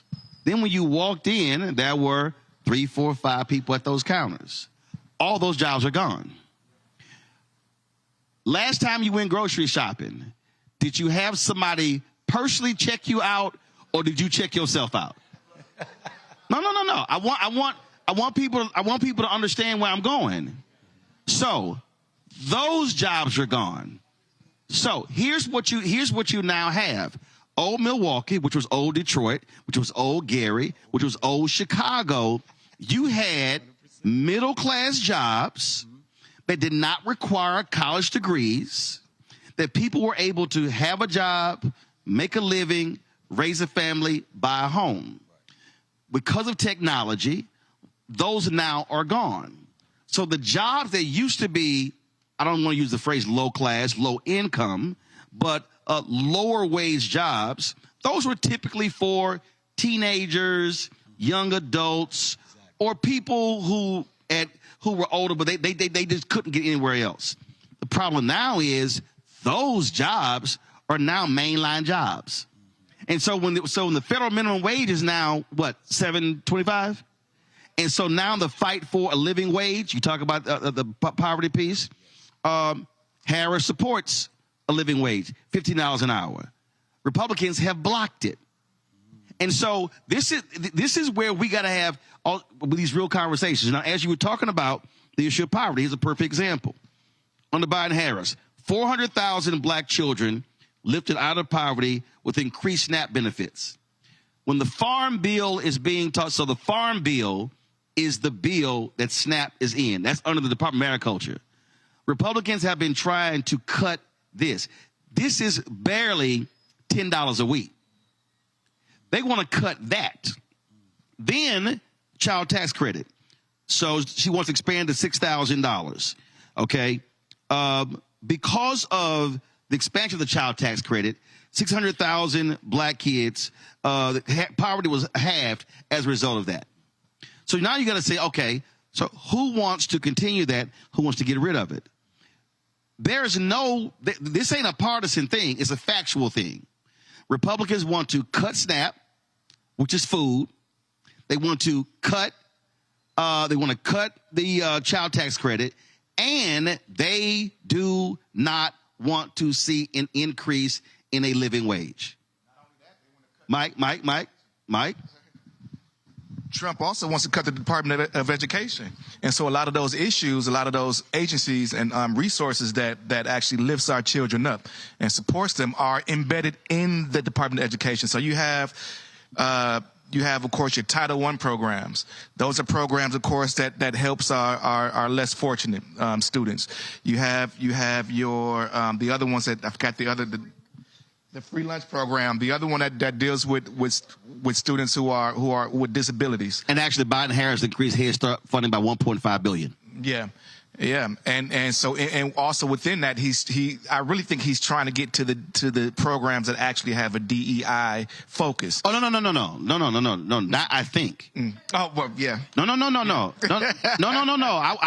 need everybody to understand who's watching and in here. Yeah. So understand how contracts work. So first of all, on the Biden Harris, there's been a record $10 billion in federal contracts that have gone to African Americans. That number needs to be a lot larger anyway. But understand, under Donald Trump and Mike Pence, they stopped collecting racial data. So you didn't even know who got what. Yeah. What they also did, they bundle the contracts. So if you are a prime contractor, if you want to get a prime contracting deal, reality is you can't compete against a major company for the contract because the contract is too big. All right? What Obama-Biden did was break it apart. That's taking a page from Maynard Jackson. So the reason Atlanta is what it is because he broke apart the contracts. So you were a smaller black-owned business. You could bid for a prime. And the way the rules are written, once you have been a prime contractor one time, you now can apply for other prime contracts. So Trump bundled them back. Yeah. Biden Harris unbundled them, okay, in order to be able to compete. And so these are the nuances that a lot of people don't quite understand in terms of policymakers, but that's also a direct result of who wins because not only when the president wins, they now get to pick their team.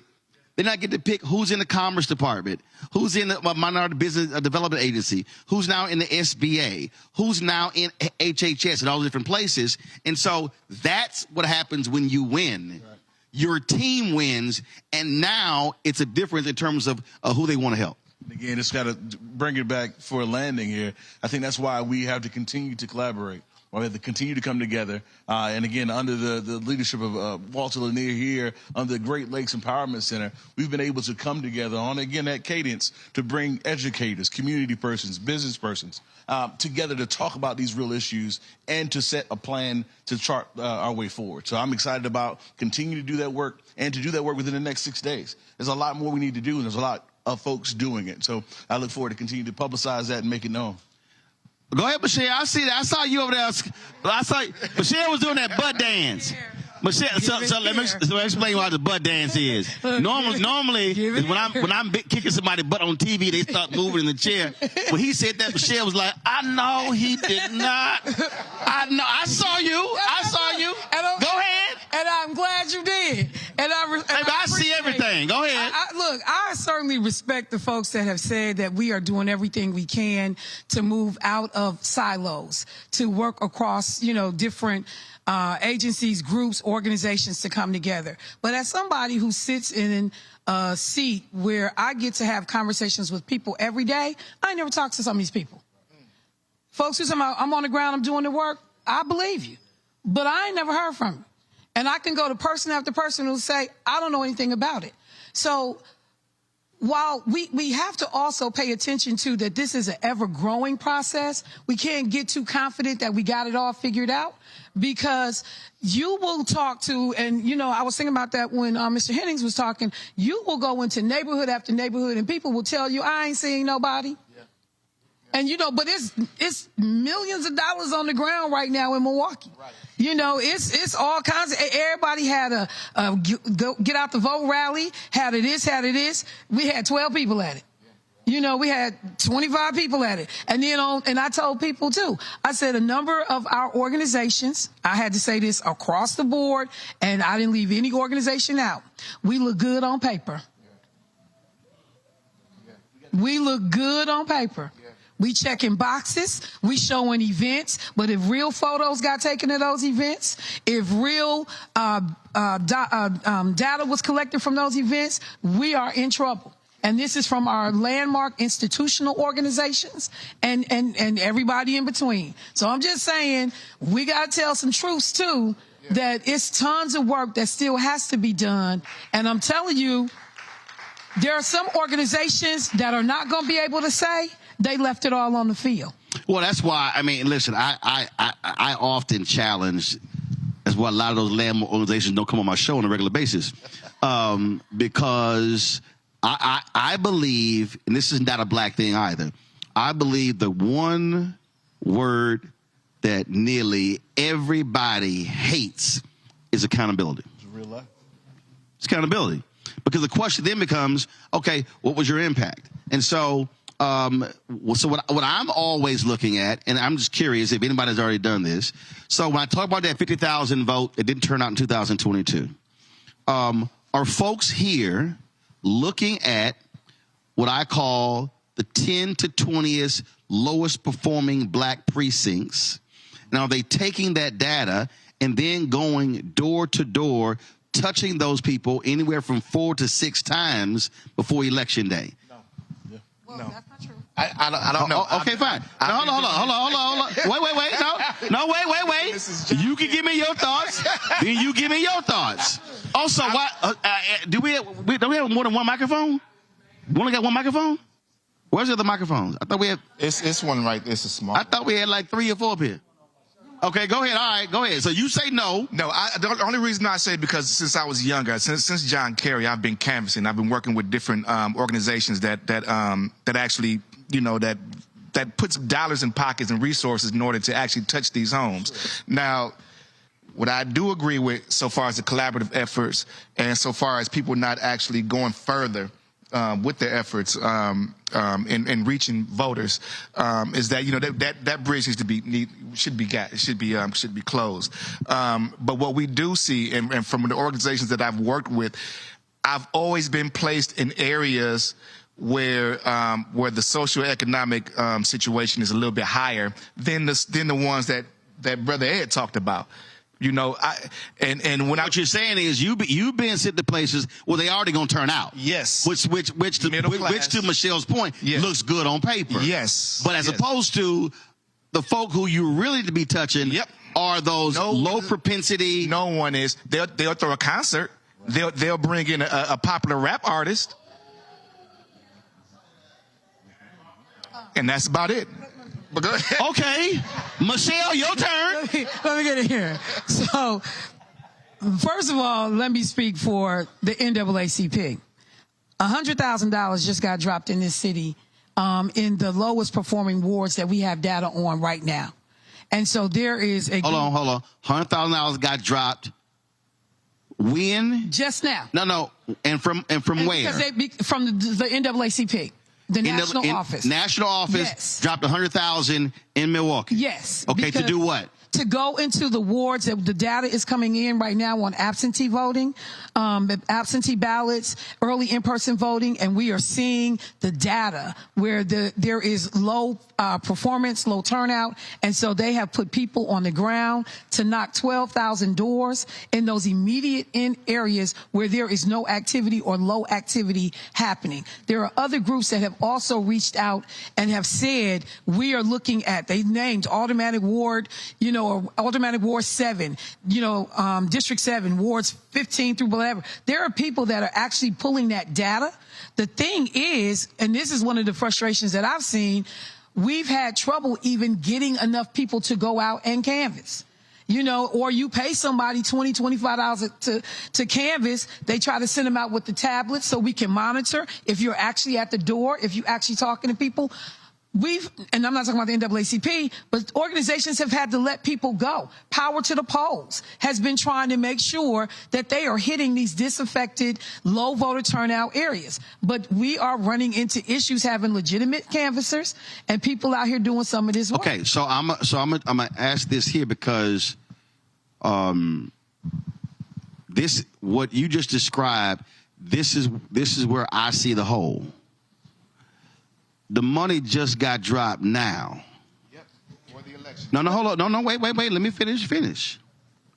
So, if we knew there was a 50,000 vote drop off in 2022, what was being done in all of 2023 and January to October 2024 to educate, inform, canvass, communicate? Because I can't wait. If I have low propensity voters, I can't wait till the week before to holler at them. So the reason I asked the data question, I'm looking at from 2 years ago. 2 years ago said it's going to be a problem 2 years later. What happened in the last 2 years? So let me just say this: that work has actually been done in terms of reviewing. By who? Like I said, I can only speak for the NAACP, at least from this level, in an organization I'm personally familiar with, and so. They have had people and staff on the ground, on board, in the high-profile states and swing states since February. In my case, I came on board in June. We were doing direct work with the units but like Milwaukee or Wisconsin, we only have 8 NAACP chapters here. 2 of them are not active. So we are talking about 6. That means you don't have 8. No, exactly. But what I say, on paper. And so there are organizations that have definitely been on the ground. And when I mentioned the $100,000, that's additional money. There have already been other dollars allocated to having, education, civic engagement, whatever units have said they wanted to do. They have been able to reach out to me to help finance and fund those things. We have been trying to, put that money in the community. I know we're not the only organization doing that. And, when I talk to what's happening with the Urban League and Mark Morial, who I'll be talking to tomorrow, we're getting report outs from people. The one thing I will say is that it's a lot of work. It's a lot of people to try to reach. And so folks are working on limited budgets. A lot of people are tapping the same canvassers because this is work a lot of folks don't want to do. People don't want to go to people's houses anymore because you're getting cussed out when you go. That's why it looks better when you got these bruhs walking behind you. Because we have, and then in this climate that we are in, folks didn't want to phone bank for us. They were worried about people cursing them out. I've been called everything under the sun, and I mean, go ahead, throw the N word, put the B in front of it, and add a C on the end. I have been called all of that. And so trying to get people, we've had people even with our poll workers who have said, I don't want to do it this time, y'all. I can't be Ruby Freeman them down in Georgia. So, we've got real challenges trying to get out here, but I know there are organizations that are data-driven, that are looking at the metrics. They've got money up front early, and they are following up like, okay, this is an additional hole we need to plug. And so that's what the NAACP has been trying to do. The reason I keep pushing that is because what I'm trying, oh, you already mic'd up. What I'm trying to get our people to understand, and Cliff Albright, Latasha Brown, and Black Voters Matter always talks about this. This literally has to be 365. We literally have to get out of, all right, August to Election Day, all right, let's get focused. Because I'm thinking about, right now, I'm sitting here, and I was on the phone yesterday with somebody. I said, Kamala Harris wins. Inauguration is January 20th. If you're Democrats, you're working on the midterms on January 21st. Because you can't wait. And the reason when you look at the black data, what people don't understand about the black data is that the black voter that is 65 or older self-identifies as a Democrat. And they gonna vote. Now, it's rare you gonna find somebody black, 65 older, who ain't gonna vote. They gonna turn. It's black people they got a plan right now. They had their plan a month ago. So and so gonna pick me up. I'm gonna go at this time. Here's my whole deal. I got my snacks. If I'm in line, they got it. But when you go 55, 45, and you start going down, that number gets real low. Problem is, at 65 older, they're becoming ancestors. And so what has to happen now, we literally have to have a massive reprogramming in Black America and a massive re-education program to get our folks to understand that there is a direct result between what comes to our community and our turnout. Because the very people in D.C., in the state capital of Wisconsin, and even at a city hall or county government or school board are looking at voter data to determine where resources go. Right. And so that's really how we have to be thinking. Why don't you go ahead and speak to that? Nequan, go ahead.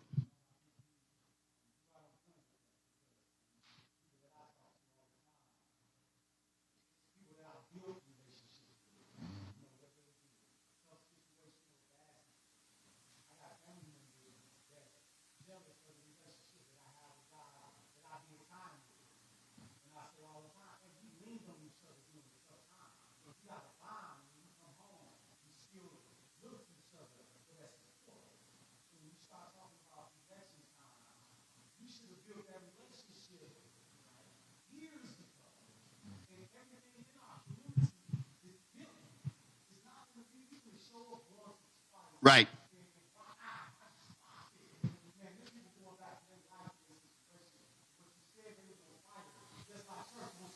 Well, that's right.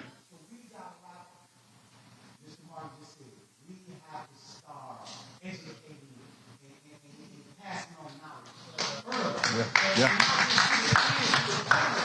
Yeah. That's it. Go ahead.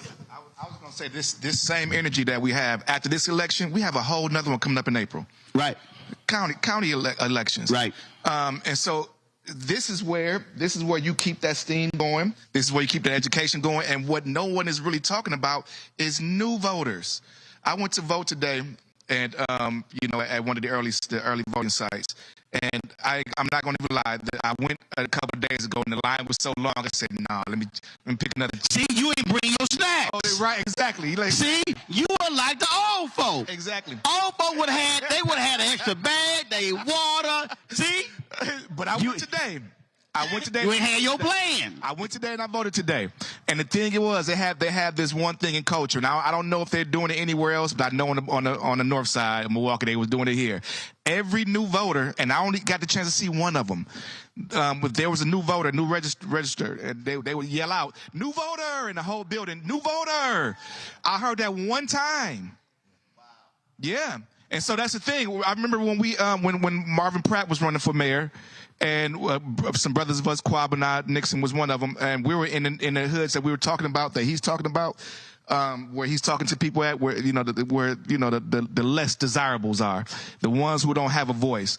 We registered something like, was it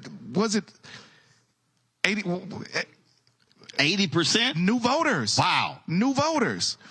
There you go. This is the population who people are ignoring. There you go. There you go. Final. Go on the Milwaukee Election Commission and scroll down under voter information. You will see the number of new registrations for every single day that we have done early voting. Those numbers are exceeding where we have been previously. So there has been a focus on new voters, and the data is there to support it. All right, final comment. I got a couple more panels. Go. Absolutely. No argument. We have a lot of work to do, Roland. And again, I think our point is that we're doing it all perfectly. It's not that we're doing it all correctly. It's not that we're doing it all collaboratively, but we are starting right now. And I'm glad to be a part of that change in the real time and working with all the individuals on this stage, those organizations, those community agencies to make it happen. So thank you. Well, I'm going to say this here. November 6th, folk can take a break, breathe. No. But then on November, depending upon who wins. But then on November 7th, I think what's important is for folk to then come back and say, okay, now analyze the data. Yep. What do we get right? What do we get wrong? Where we need to fill the gaps?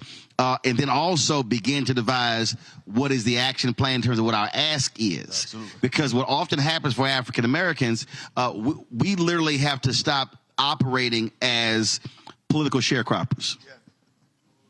So what happens is we do all that sharecropping, but then when the election is over, other folk get paid. Real life. And unfortunately, we don't then meet immediately, because I'm telling you right now, the lists are already circulating in D.C.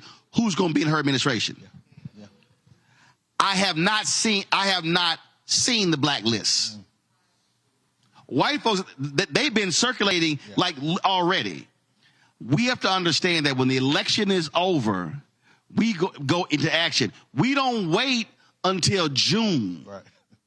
No, there should be an ask of Black Milwaukee by Inauguration Day. Yeah.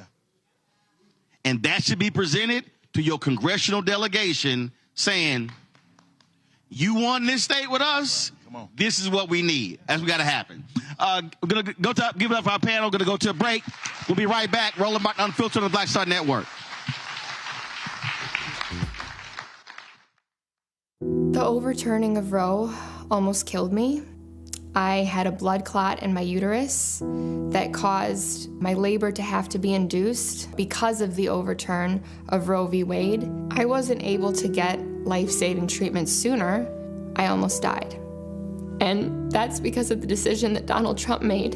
I was able to get Roe v. Wade terminated, and I'm proud to have done it. The doctors and nurses were afraid that if they treated me in the incorrect way, that they would be prosecuted for that. And that's appalling. Donald Trump says that women should be punished. Do you believe in punishment for abortion? There has to be some form of punishment. For the woman? Yeah. I believe that women should have reproductive freedom to make the choices about their own bodies. 4 more years of Donald Trump means that women's rights will continue to be taken away one by one by one by one. This has to stop because women are dying. I'm Kamala Harris, and I approve this message. Kamala Harris has never backed down from a challenge. She put cartel members and drug traffickers behind bars, and she will secure our border. Here's her plan: hire thousands more border agents, enforce the law and step up technology, and stop fentanyl smuggling and human trafficking. We need a leader with a real plan to fix the border, and that's Kamala Harris. I'm Kamala Harris, and I approve this message. He told us who he was. Should abortion be punished? There has to be some form of punishment. Then he showed us. For 54 years, they were trying to get Roe v. Wade terminated, and I did it, and I'm proud to have done it. Now Donald Trump wants to go further with plans to restrict birth control, ban abortion nationwide, even monitor women's pregnancies. We know who Donald Trump is. He'll take control. We'll pay the price. I'm Kamala Harris, and I approve this message. I've had Steelers season tickets since I'm 7 years old, man. Me and my dad, that's our thing. Here we go, Steelers! Here we go! Kick it! I was a 7-year-old with a little mullet, just like a Pittsburgher should have, with a Cordell Stewart jersey on, sitting at Three Rivers Stadium watching in 1995. A Yinzer, I define it as somebody that bleeds black and gold, works hard, cares about their family and their hometown. Donald Trump does not care about the working man whatsoever. This guy's not looking out for my family. Talking about giving tax breaks to billionaires, and he's gonna sell out working families to pay for it. Cut our health care. Cut our Social Security. He's a little rich kid too, he ain't me. Little silver spoon boy Donald Trump. How is he relatable to me whatsoever? The guy literally lives in a country club. Do I look like a country club kind of guy? I'm Kamala Harris, and I approve this message. Disastrous, alarming, a plan that shreds American values. That's what independent news sources and conservatives are saying about a proposal from right-wing extremists called Project 2025. It would threaten hundreds of thousands of jobs created by the Clean Energy Plan, give massive tax breaks to big oil, and roll back protections that keep corporations from poisoning our water with toxic chemicals. Project 2025, a dream for them, a disaster for you. Trump ain't shit. Did you know that Trump wanted the military to actually shoot Black Lives Matter protesters? I mean, Trump is not shit. He let people die during COVID and then told us to drink bleach. he tried to kill the stimulus bill and couldn't, so he delayed the money just so he could put his name on the check. Trump ain't shit. He used the death penalty to execute black men like Brandon Bernard. He f***ed Obama's economy, lost thousands of black jobs. He started inflation and gave his billionaire buddies a tax cut. America, Trump ain't shit. Don't vote for that man. He's nothing but shit. Vote Kamala Harris for president. Nearly 250 years ago, America was born when we wrested freedom from a petty tyrant. Across the generations, Americans have preserved that freedom, expanded it, and in so doing, proved to the world that a government of, by, and for the people is strong and can endure. And those who came before us, they did not struggle, sacrifice, and lay down their lives only to see us cede our fundamental freedoms to the will of another petty tyrant. So America, in 7 days, we have the power to turn the page and start writing the next chapter in the most extraordinary story ever told.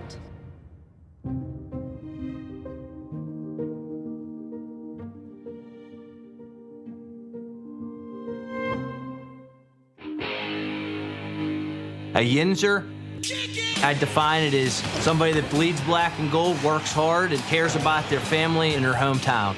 Donald Trump, his plan is going to have me paying more taxes than a billionaire. It just angers me. But he's going to make life way harder on working families.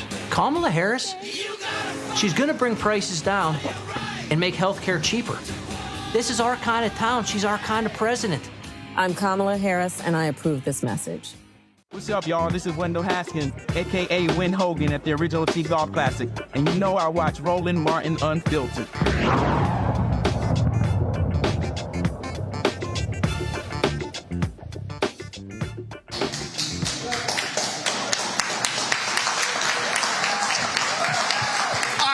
Welcome back to G's Clippers here in Milwaukee. We've been having some great conversations. I hope y'all are enjoying this much needed dialogue about what's happening in this city and in this state. Again, one of 7 critical battleground states in the presidential race. And so we want to have our last panel here. Let me welcome to the panel Walter Lanier, pastor, Progressive Baptist Church.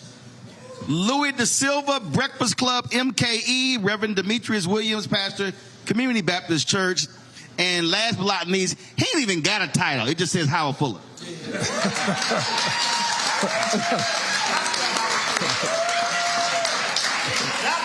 He ain't even got a title. I was reading a book, y'all. I was reading a book. I can't remember what the book was. And it was an African name. I'm reading the book. They talking about his brother. He was making all this noise, yelling, hollering, shouting, changing stuff. Then they went, and later he became Howard Fuller, and I text Howard. I was like, this the same person? I said, he like, yeah, that was another life. What was your name, Howard? Owusu. It still is. Still is. So what was it? Yeah, Owusu Sadoke. That's Howard Fuller's my slave name. Howard Fuller, Owusu Sadoke is my African name. And so let me get my stuff in before you start talking, Roland. So look, let me just say this, and I want y'all to listen real carefully what I'm getting ready to say.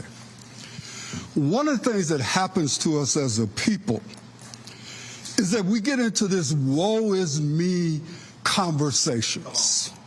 And I want to talk to y'all in this way. I know 10 votes that Kamala Harris got today. You know why? Because I took 10 students from the Dr. Howard Fuller Collegiate Academy to the polls myself. And I'm going to take 3 tomorrow. And I'm saying this to y'all to say, we got to quit talking about looking at, I know somebody got to look at the data, but somebody got to go get people and take them to the polls. And I want y'all to be clear. You know why I know she got 10 votes? Because I stood there when they voted to make absolutely sure that she got 10 votes. And so what I'm trying to tell y'all, I stood in line with our kids, your children, for an hour on 60th and Capitol Drive yesterday. I stood for an hour at the Washington Park, the library, for an hour today. I went back with another 2. I'm going to take 3 tomorrow. And I know it's a problem because they got to go first to the DMV and they got to have their birth certificates so they can get a Wisconsin ID. You can then take them to get registered, and then they can vote. But you know what? They all did it. And I held a seminar with them before we went, because there was 4 I'm talking about, Doc, you know, like, I'm young, I don't see why I'm trying to vote. You know what I asked them? I said, do y'all like me? We love you, Doc. I'm on Social Security. You got one dude out here who talking about cutting Social Security. What about your grandparents? What? And when I got through, there wasn't nobody in our group that wasn't ready to vote, and I took them there. The last thing I want to say is this. I'm a single-issue voter. My single issue is Donald Trump. He is the most despicable-ass human being walking the face of the earth. And all of y'all out here talking about 3 cents for gas. This man wants to destroy your personhood. And so there's got to be at least one of us out here that ain't explaining about the earned tax credit or the child tax. We're saying that this is a white supremacist who is trying to destroy everything that we have fought for over the last 50 years. And I ain't got time to explain to you every damn detail about policy. This man cannot be the president of the United States. We can talk about policy after we defeat his ass. You feeling me? So that's my point. Yeah, I told y'all.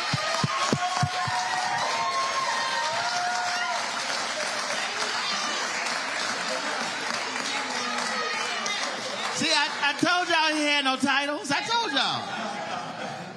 Louis, our dear friend, the late Joe Madison, he would always say, you got to put it where the ghost can get it.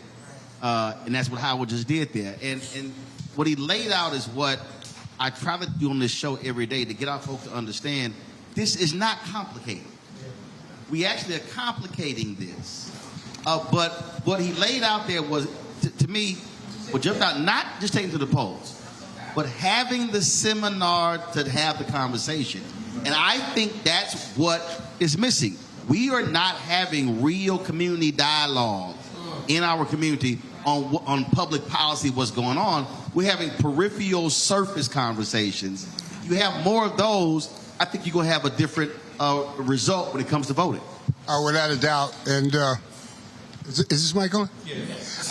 I do want to say to Dr. Fuller that I had that conversation with, I got lovely sisters, but they were so frustrated. I had just shut them down about Trump. But my sister, who's 11 months older, asked me one time, she said, I just don't know what to say about him. I've never seen it. I don't know how to describe him. And I said, Debbie, he's despicable. Wow. He's the worst human being I've ever seen. That's what he is. And I sort of want to consider myself a numbers guy. And I like the way he broke it down. We can make all the arguments we want about policy. Who's better at this? Who's better at that? Right now, the only thing that's going on is lies. Know what's best for you. Take your people. With the Breakfast Club, and we're sending information out now, tomorrow actually. In 3 years since COVID, we've grown from 26 members to over 480.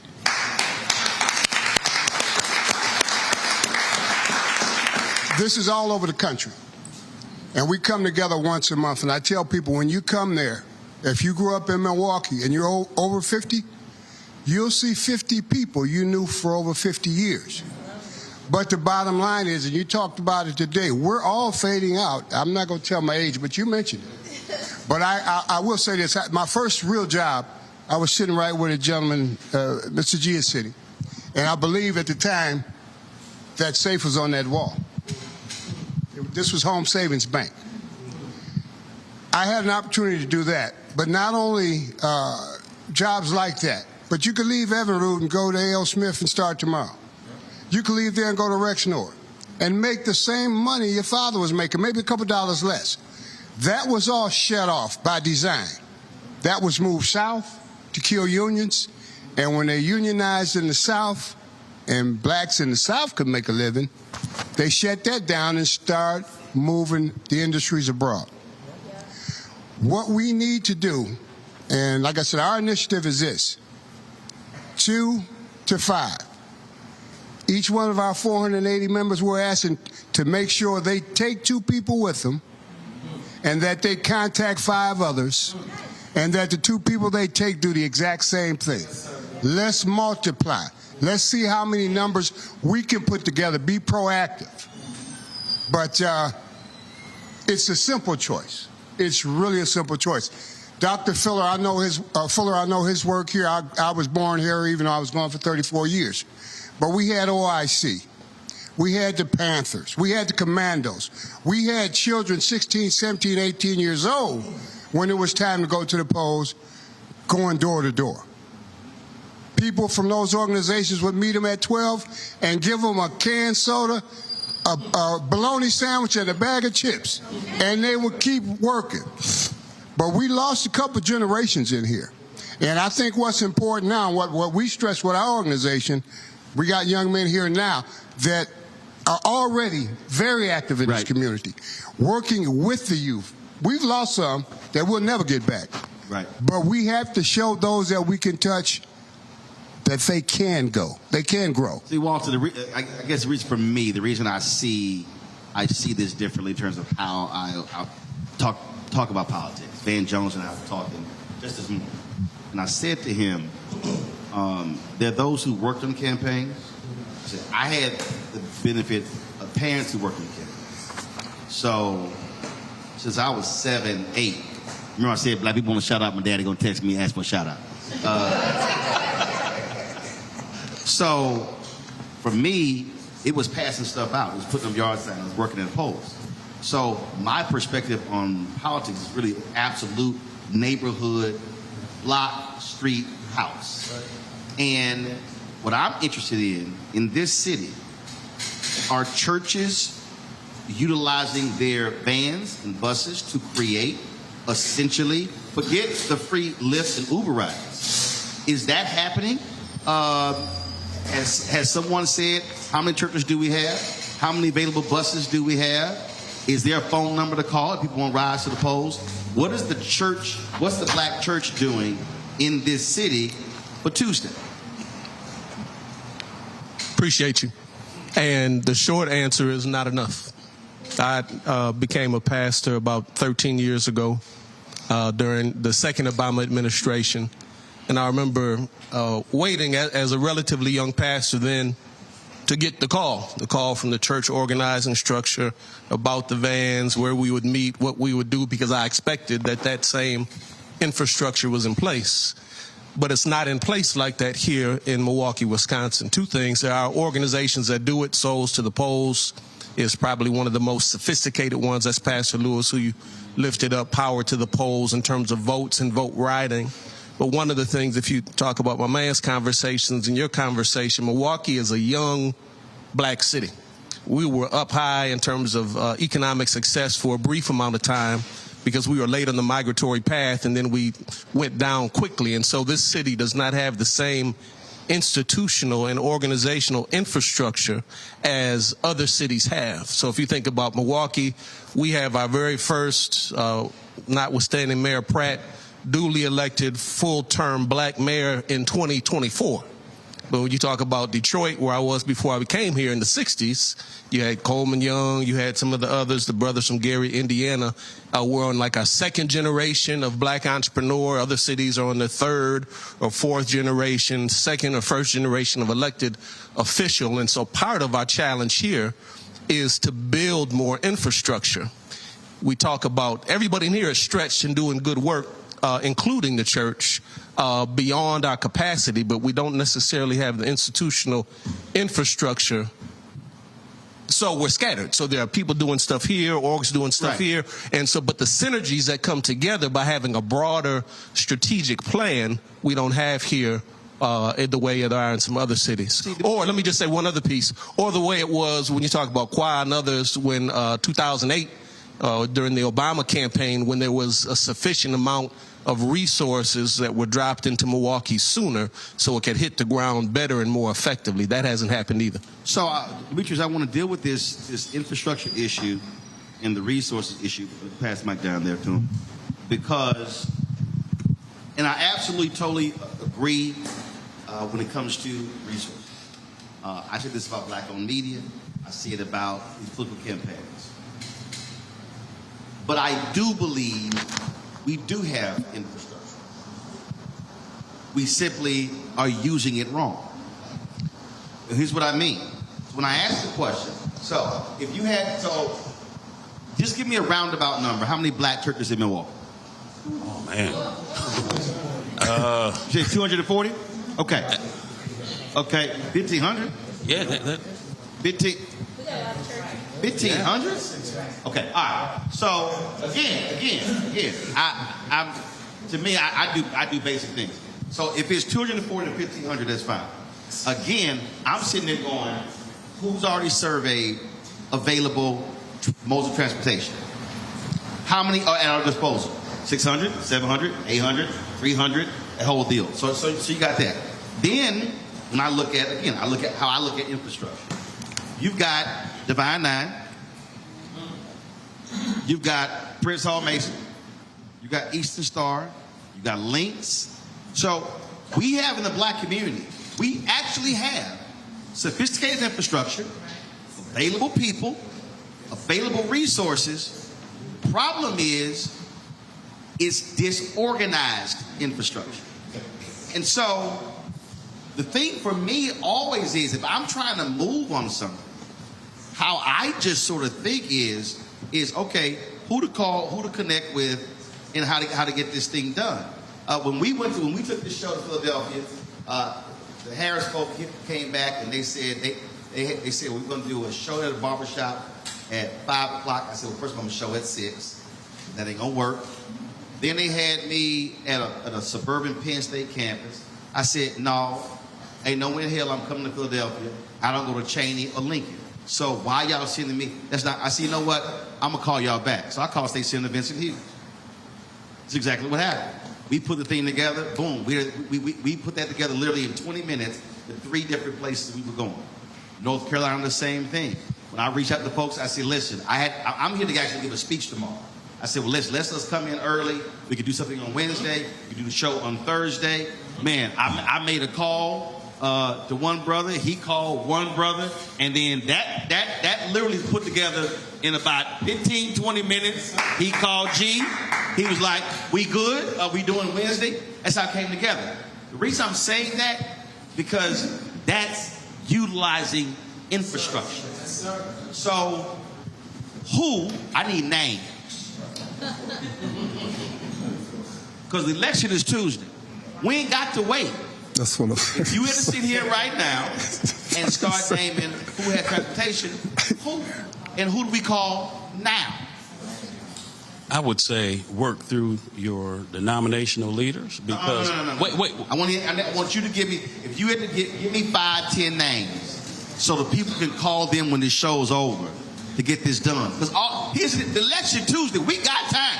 We put this show together in 20 minutes. Y'all got 6 days to organize some churches to give me 50 vans. All I want are 50 vans. Everybody else had the easy questions. Oh, no.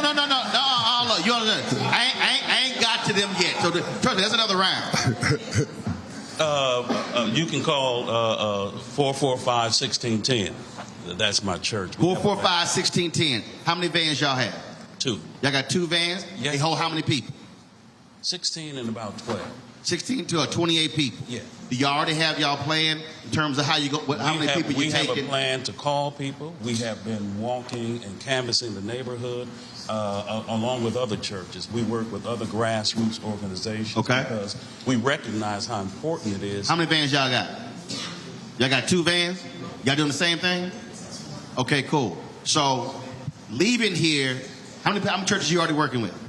Me? Yeah. Well, through my denomination, we work with about 40 churches. Are those 40 churches they're in Racine, Wisconsin? No, in Milwaukee. Are those 40 churches pooling their vans? As far as I know, we're trying to do that. Okay, so leaving here, you got to get 10 churches to pool their vans, and y'all need to call the same number. You got 10 too. So if it's 10 churches, there are 20 churches. If they got 2 each, now we got 40 vans to move people on Tuesday. Okay, go ahead with your answer. But see, I think there's another issue. We assume that because the church is black, they share the same theology. That is... They share what? They share the same theology. Too many black churches have absorbed too much of white evangelical theology. We don't get involved in politics. And then they have absorbed this idea that I'm a 2-issue voter. If I vote for a party that supports abortion or same gender-loving people, I'm not going to vote for that party. So we have to deal with this corrupt theology that has invaded many black churches where they're willing to support white supremacy because the white supremacist is saying the right things. Oh, we're against abortion and we're against they and them. But let me be real clear, because I checked this one sister on my show last year. They are against abortion, but they are silent when a black man gets killed by a cop. They are against abortion, but they forget the fact that in 60 years, there were 3 federal executions. Under Donald Trump, there were 13 in 6 months. They say they claim to be pro-life, but they vote against Head Start. They want to cut food. They're against Medicaid expansion, and they are knowingly right now allowing women to die as a result of Dobbs' decision. No, they're not pro-life. They're anti-abortion. But see, convincing those who have this theology that there's more to the, behind the rhetoric than what's being said. I believe the Bible, and the Bible says that a man shouldn't lay with, and so that convinces them that I can't vote Democratic. It's a serious battle. Yeah, I saw a video from Bishop Clarence McClendon the other day that he was saying the same thing. Oh no, we've been calling to get him on the show, and so I think he's in Africa or something. But I'm gonna wait on his ass. But see, that's my point. I've seen too many. That there is a crisis in the black church around again this kind of white nationalism. And we're preaching and hooping and hollering, but we're not dealing with the real issues that are affecting black folk.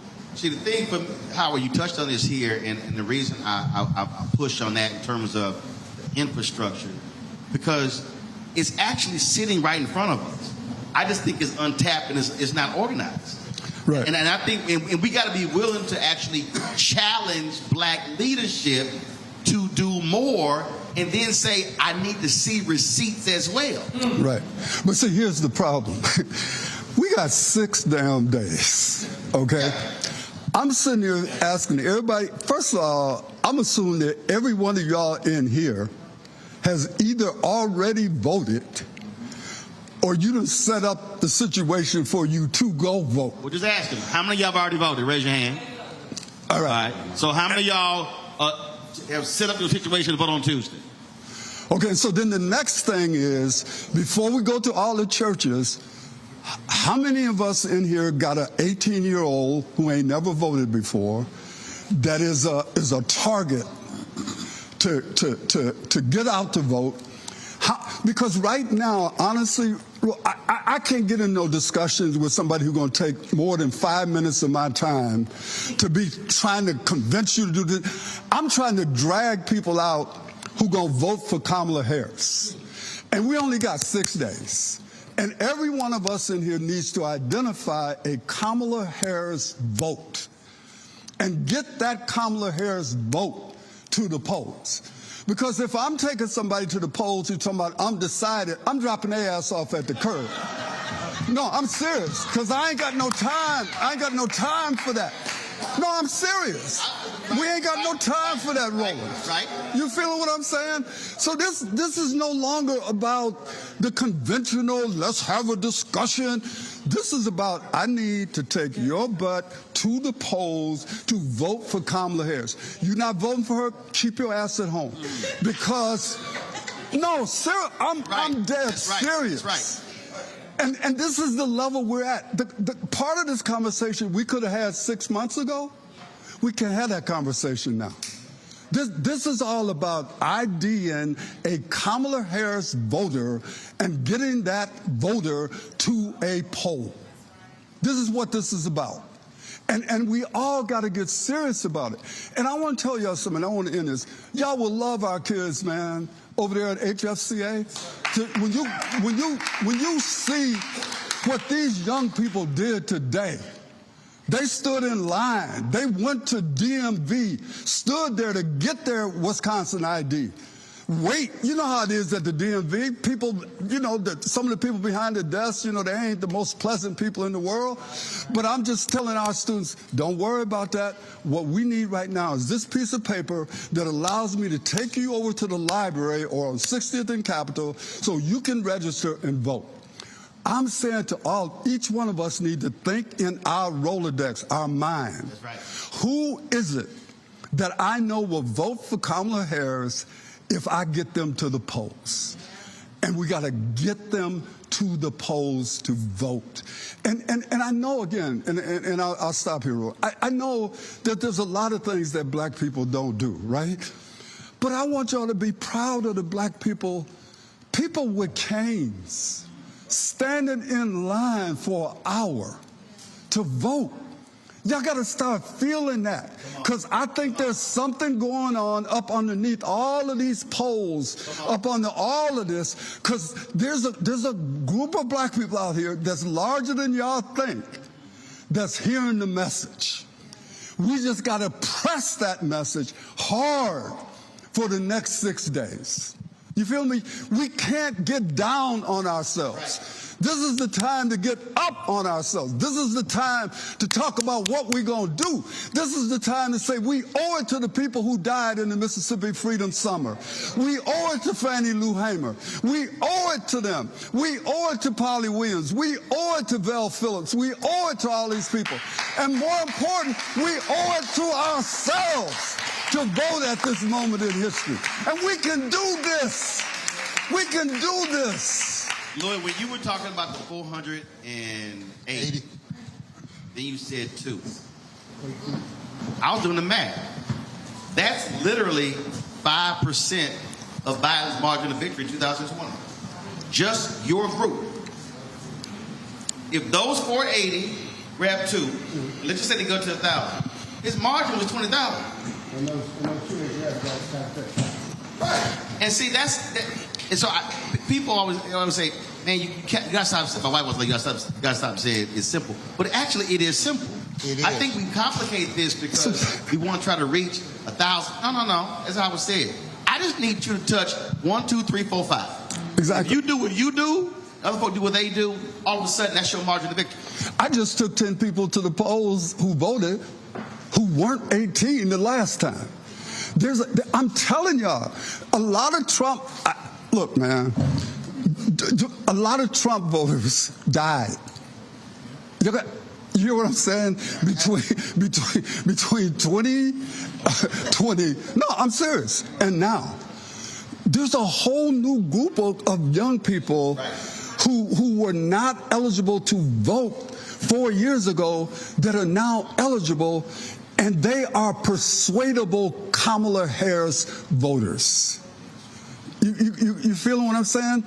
And so, for example, I was thinking today, I wish I had gone to every high school. They wouldn't let me in. Y'all know they wouldn't let me in every high school. y'all know that. But I'm just thinking about the number of us who are teachers, ex-teachers, who could go back and talk to the people at the school that you were in to say, hey, can you get your 18-year-olds out to vote? We got to start thinking about every single vote matters, right? Every single vote. And I'm telling you, black people, we can do this, man.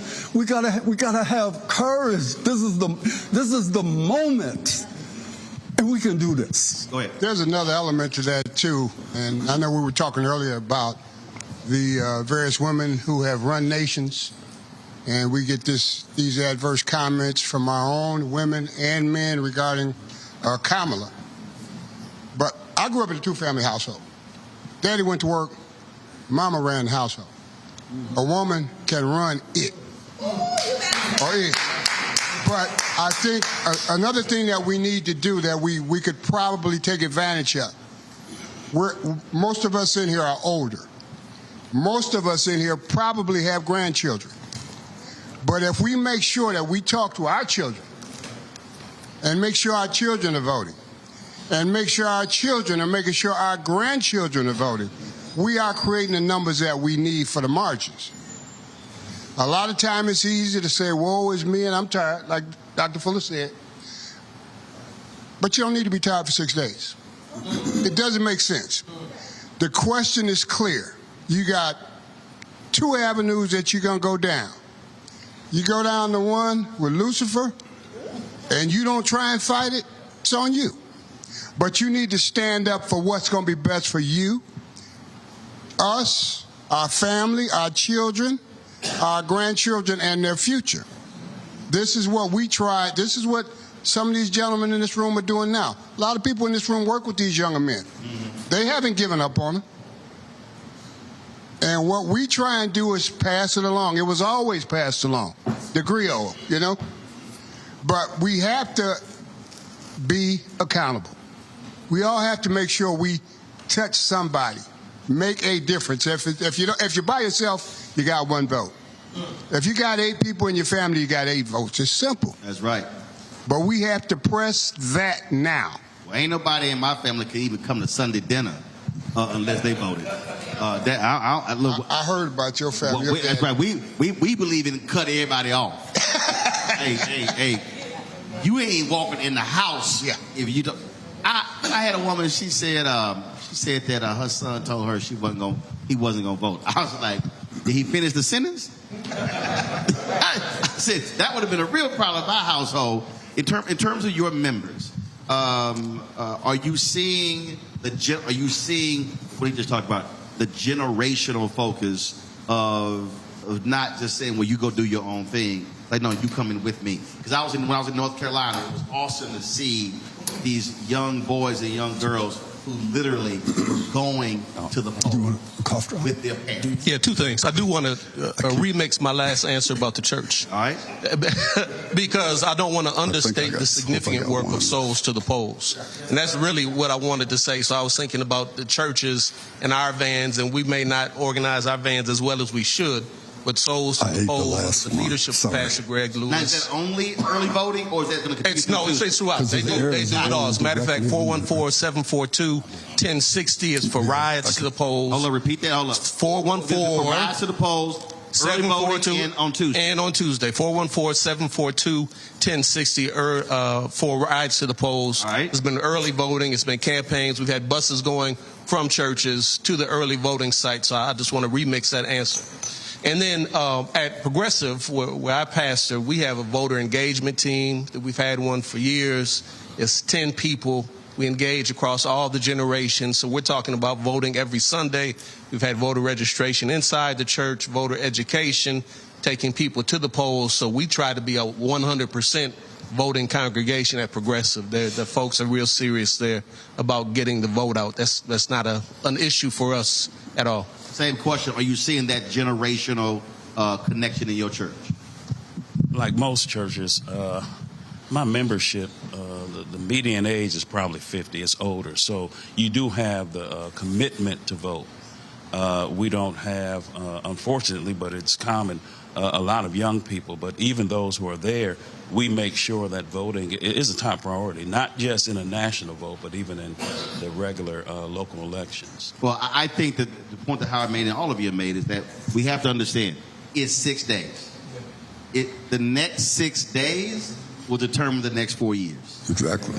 And we're talking about literally billions of dollars. We're talking about public policy. We're talking about every facet of our lives. Health, mental, physical, entrepreneurship. You name it, that's what we're talking about. And so this whole idea, I love all these people who keep saying, oh, I need government out of my life. I keep telling people that doesn't even exist. Government is in every facet of our lives, whether we want it or not. You might as well accept that reality and say, I got to be a part of this whole thing. And I cannot overstate to the folks who are not here, who are watching. You may know folk who are in Milwaukee, know folks who are in Wisconsin. This is one of the 7 states that are going to decide this. Okay? We already know how Electoral College works.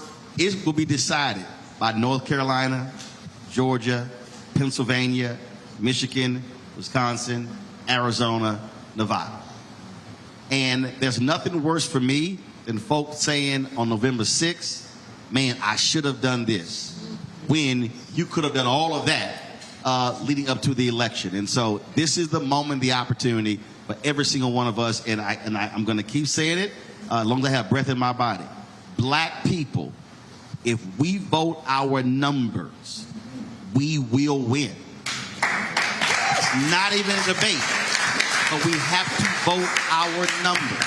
And so as Howard said, talk to them, grab them. Don't spend you know what? Y'all can ignore any Housewives show, any reality show. I know y'all want to talk about the games. First of all, the NBA just started. The college football playoff ain't until December. So you can put all that. The NFL playoffs won't start until December. You can put all that on the back burner. We should have a laser-like focus on this election because, again, today's decision in Virginia Supreme Court allowed Virginia, they completely ignored the law and allowed them to resume purging folk from the rolls.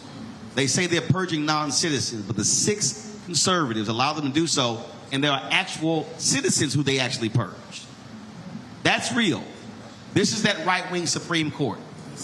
The president appoints Supreme Court justices. The Senate confirms or rejects them. Whoever controls the White House in the Senate literally controls the federal bench for lifetime appointments. That means, and I keep saying this here, Trump appointed a 35-year-old white woman to the federal bench. If that white woman served as long as Ruth Bader Ginsburg did, that woman, her position will not become available until 2065. That's one federal judge. And so we got to understand, these decisions will impact after a lot of us are gone. That's why what happens in this election is critically important. So let me thank our panel here, all of our other panelists. Let me thank our host. Gee, I appreciate it. Thank you. So y'all give it up for him as well. It's an absolutely great facility, and I appreciate it. Tomorrow, we're going to be, hold that 1 second. Camera's still right here, y'all. We're still live. We're going to be, of course, broadcasting tomorrow. They changed. Have they given a new location for tomorrow? They given a new location for this church. This church is supposed to be a faith rally tomorrow, so they have not. The new location. All right, so y'all can check my social media, and then I'll actually post the new location of tomorrow's faith rally. I'll be broadcasting live from there tomorrow here in Milwaukee. And so again, I appreciate. Say it again. Hi, what? Hi, Pamela.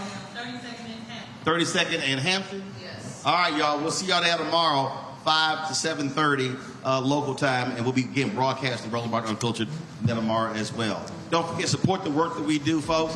We don't have millionaires and billionaires sending us checks. These advertising agencies, they love running ads on Fox, but they somehow can't figure out how to run it on this show. So your dollars are critically important. Send your check and money orders to P.O. Box 57196, Washington, D.C., 20037-0196. Our PayPal is R. Martin Unfiltered. Venmo is RM Unfiltered. And Zelle, Roland at RolandSMartin.com, Roland at RolandMartinUnfiltered.com.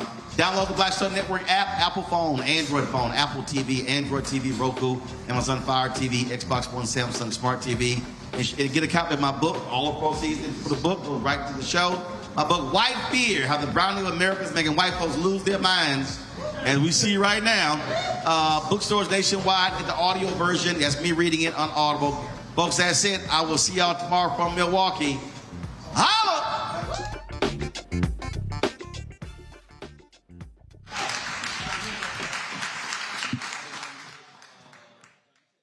Black Star Network is here.